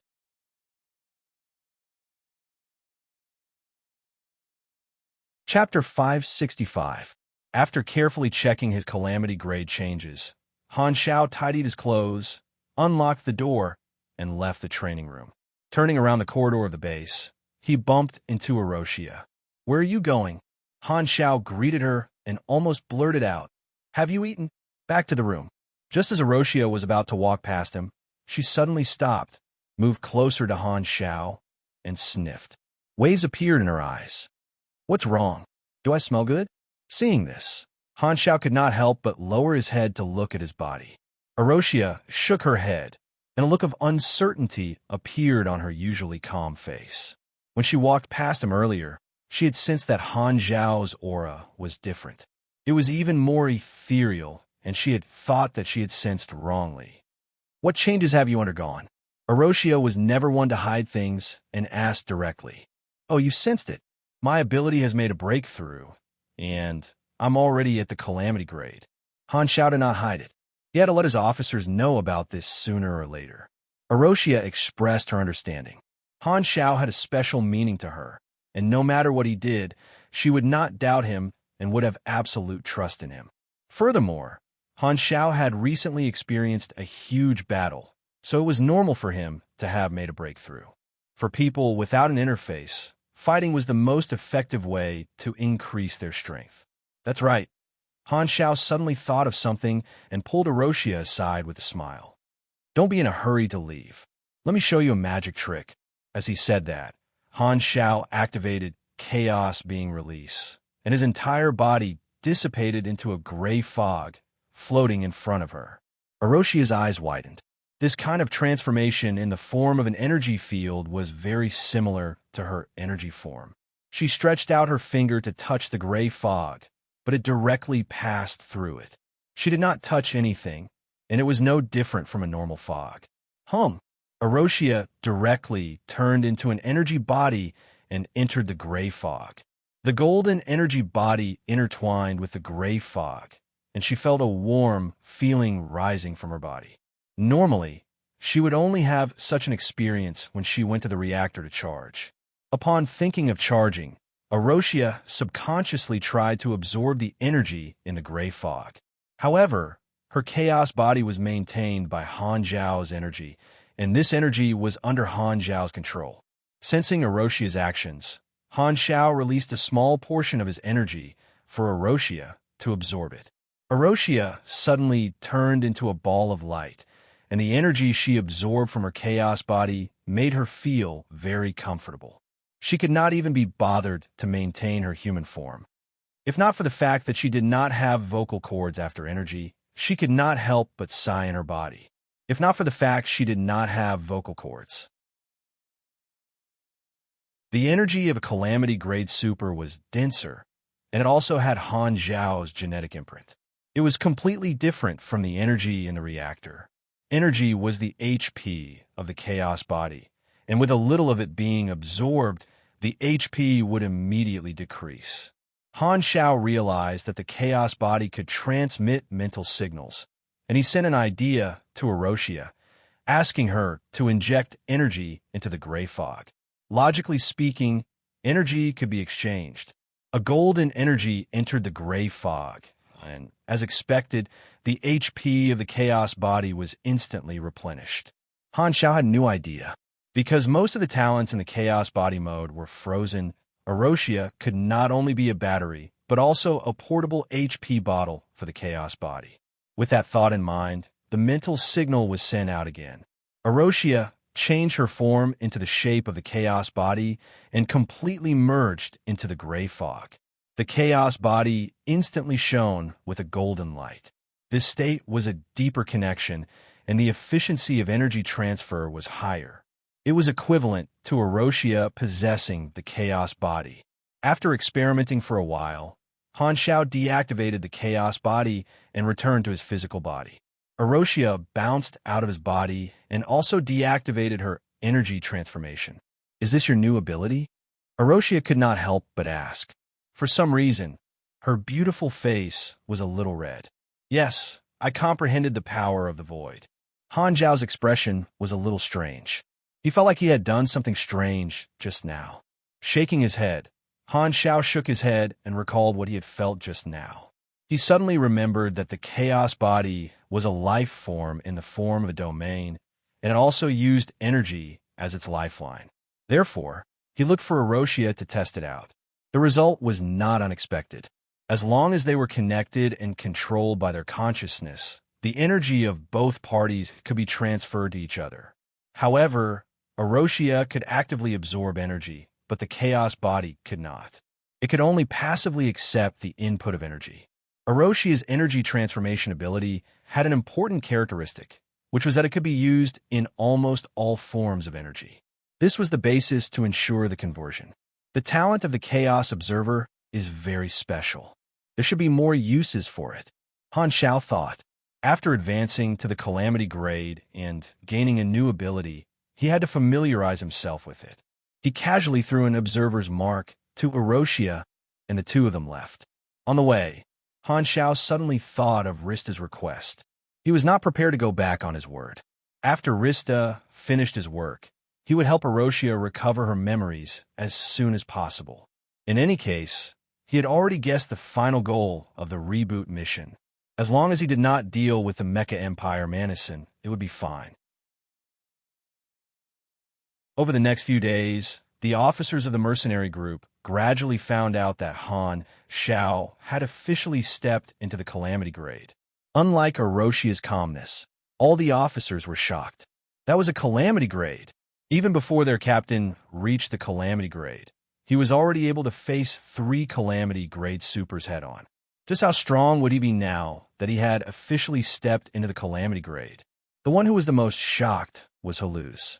Before Han Zhao had even reached grade B, he had already joined the Black Star Mercenary Corps.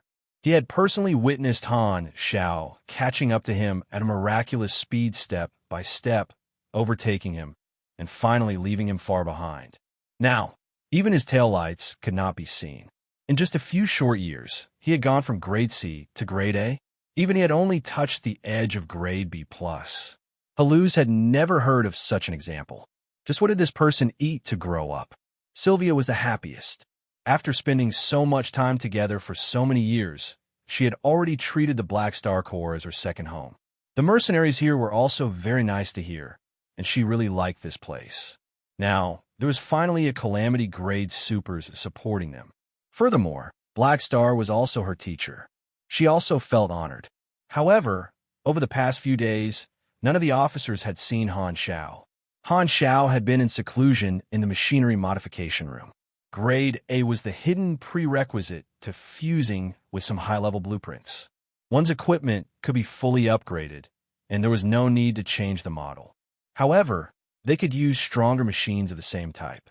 Han Xiao had lost a large number of machines in the battle, so he needed to make up for the lack of weapons. The Void Dragon mechanical suit had already been destroyed, and only the core material, the Void Dragon bone, was left. Han Xiao had fused with a higher-grade mechanical suit and was preparing to create an even stronger mechanical suit to keep up with the strength of a Calamity grade. There were 3 core materials for the new mechanical suit: Kyle Alloy, PR 909 Super Nanopolymer Fiber, and refined Overgum Metal Oregon. These were all military-controlled resources and were extremely rare and expensive. The ones who controlled these 3 resources were obviously the star cluster civilizations. These 3 materials were considered strategic resources that were traded between civilizations and were almost never circulated on the market. As long as they appeared on the black market, they would be bought by anonymous customers within a few seconds. 1,000 grams of Kyle alloy was worth as much as a small spaceship. It was a pity that there was no market for it. Even if one had the money, there was no way to buy it. However, as a civilization that controlled an entire star system, Ghidorah had a stockpile of it. They would purchase it privately from the star cluster civilizations. When Han Xiao was selling the mutation source, the additional condition was that Ghidorah would allow him to purchase a portion of the restricted resources. This meant that the great mechanic Han had the means to obtain these controlled resources. However, while Ghidorah had made a compromise, they also had an additional request, which was that there was a limit to the number of controlled resources that could be purchased every year. They would not allow too many controlled resources to flow into the outside world. Taking out his communicator, Han Xiao contacted Nagajan and was about to apply for the purchase. However, the moment the call connected, Nagajan spoke first. "Black Star, it's time." Nagajan's tone was solemn. Hearing this, Han Xiao temporarily put aside the matter of buying materials, narrowed his eyes, and said in a deep voice, "Is Ghidorah ready? The fleet has already been deployed, and the locations of all the Dark Star motherships are within our grasp. The upper echelons will launch an attack at any moment. This is the most secretive operation. The codename for this operation is Hodelius." This code name was a transliteration of Ghidorah's ancient language, and the meaning was similar to uprooting or cutting the weeds and eliminating the roots. Han Xiao's face was solemn. When he was selling the information, he had already known that this day would come. Ghidorah's official counterattack against Dark Star was about to begin, and this was a war that he had single-handedly created. Such an event had not happened in his previous life. "Black Star, we need you," Nagajan said solemnly. Hearing that, Han Xiao's eyes flickered, and he laughed. You have to know that providing information and personally participating in the battle are 2 different things. Are you trying to hire me for war? We will pay you a remuneration that will satisfy you, the same as the Sky Ring Army and other large mercenary groups." Han Xiaoxin's heart skipped a beat. He had already planned to participate in the battle, and he had only casually mentioned it. He did not expect Ghidorah to be willing to pay him for war. It seemed like Ghidorah was going to kill Dark Star at all costs this time. Dark Star had been in chaos for many years, and Ghidorah's accumulated resentment had already broken through the sky. Once there was a way to vent it, it was like a flash flood or a snowstorm. Without the ability to hide, Dark Star would have to endure Ghidorah's wrath. Without knowing anything, they would be attacked by Ghidorah's official army. It was finally time to settle the scores between the 2 sides. This was also a chance to complete Ghidorah's ally, and perhaps an important part of the Bloodline mission. After hanging up, Han Xiao rubbed his chin and called Herluz over. "Old Herluz, we have work to do.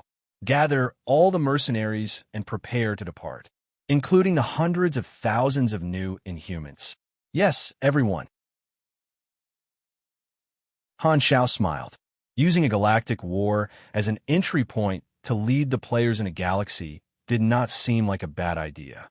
It was time to let the universe know about the Black Star Core.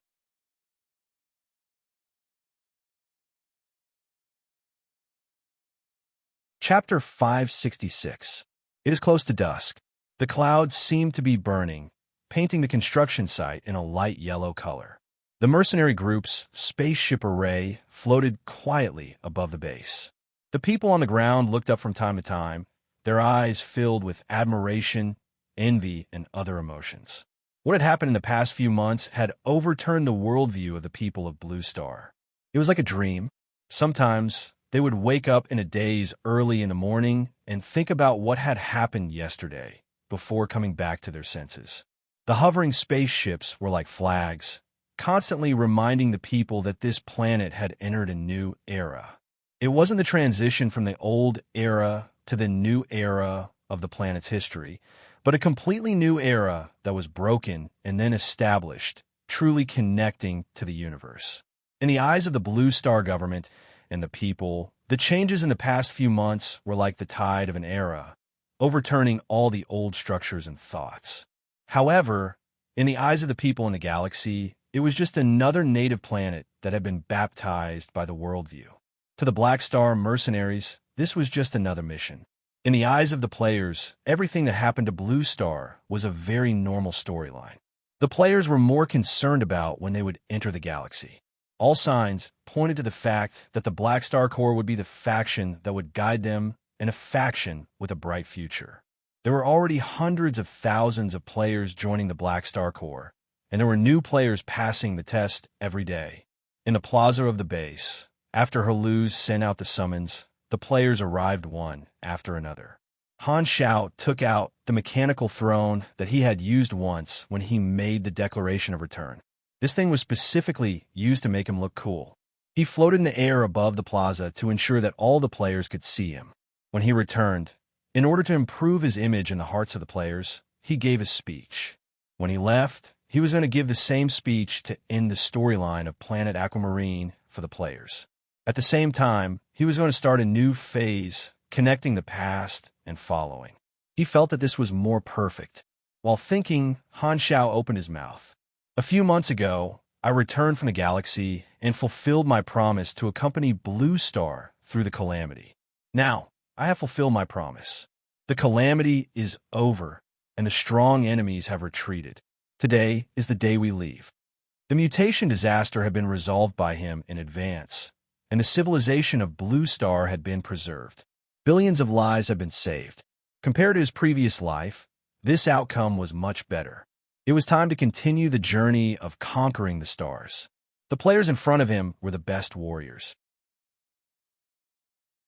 As expected, many players became excited, and their eyes lit up.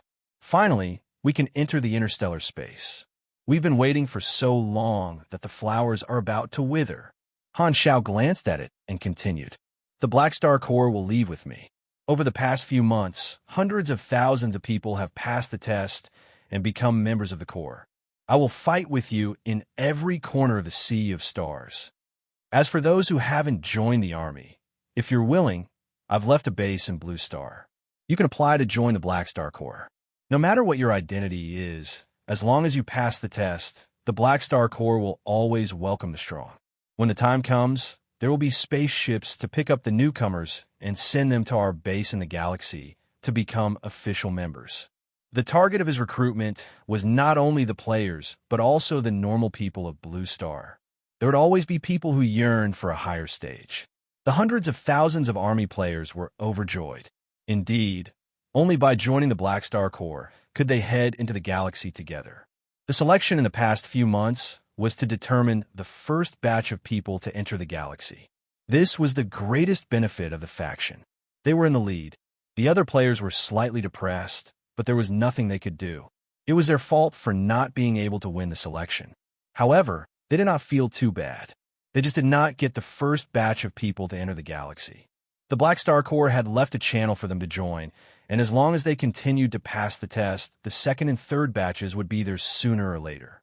Furthermore, the Blue Star Corps required a large number of people to rebuild after the calamity, so there was still a lot of profit to be had. At the moment, joining the Black Star Corps was the most cost-effective way to head into the galaxy. In the eyes of the majority of the players, the many hints indicated that joining the Black Star Corps was actually a hidden main storyline. Or rather, this was the prerequisite to starting the main storyline. This time, Han Xiao changed the topic. The Black Star Corps has expanded many times. We have received our first large-scale employment to participate in a war. This will be the first battle after the expansion of the army. Let the universe see our strength. As he said that, he issued a faction mission to the mercenaries through the faction interface. The hundreds of thousands of players received a notification at the same time.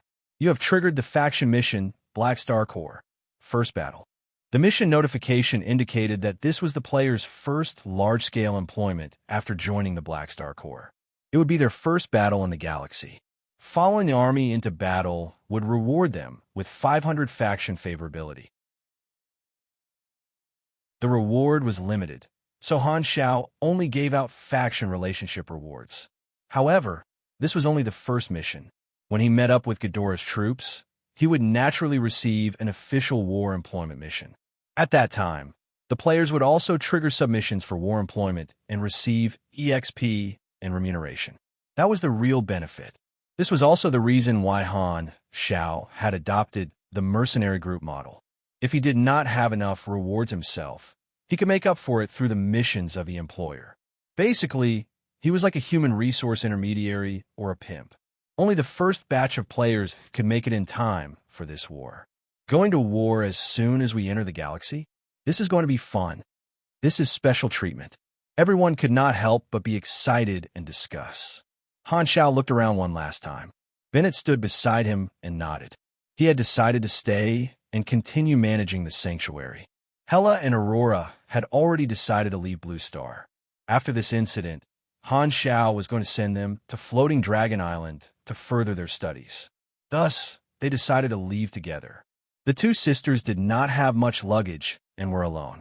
Yi Yeching had also decided to join Black Star to see the galaxy. However, she was different. She had brought a few hundred boxes of potion materials with her. A group of Belle of Death Island prisoners, who had completed their training, were helping her carry her luggage and were almost drowned by the boxes.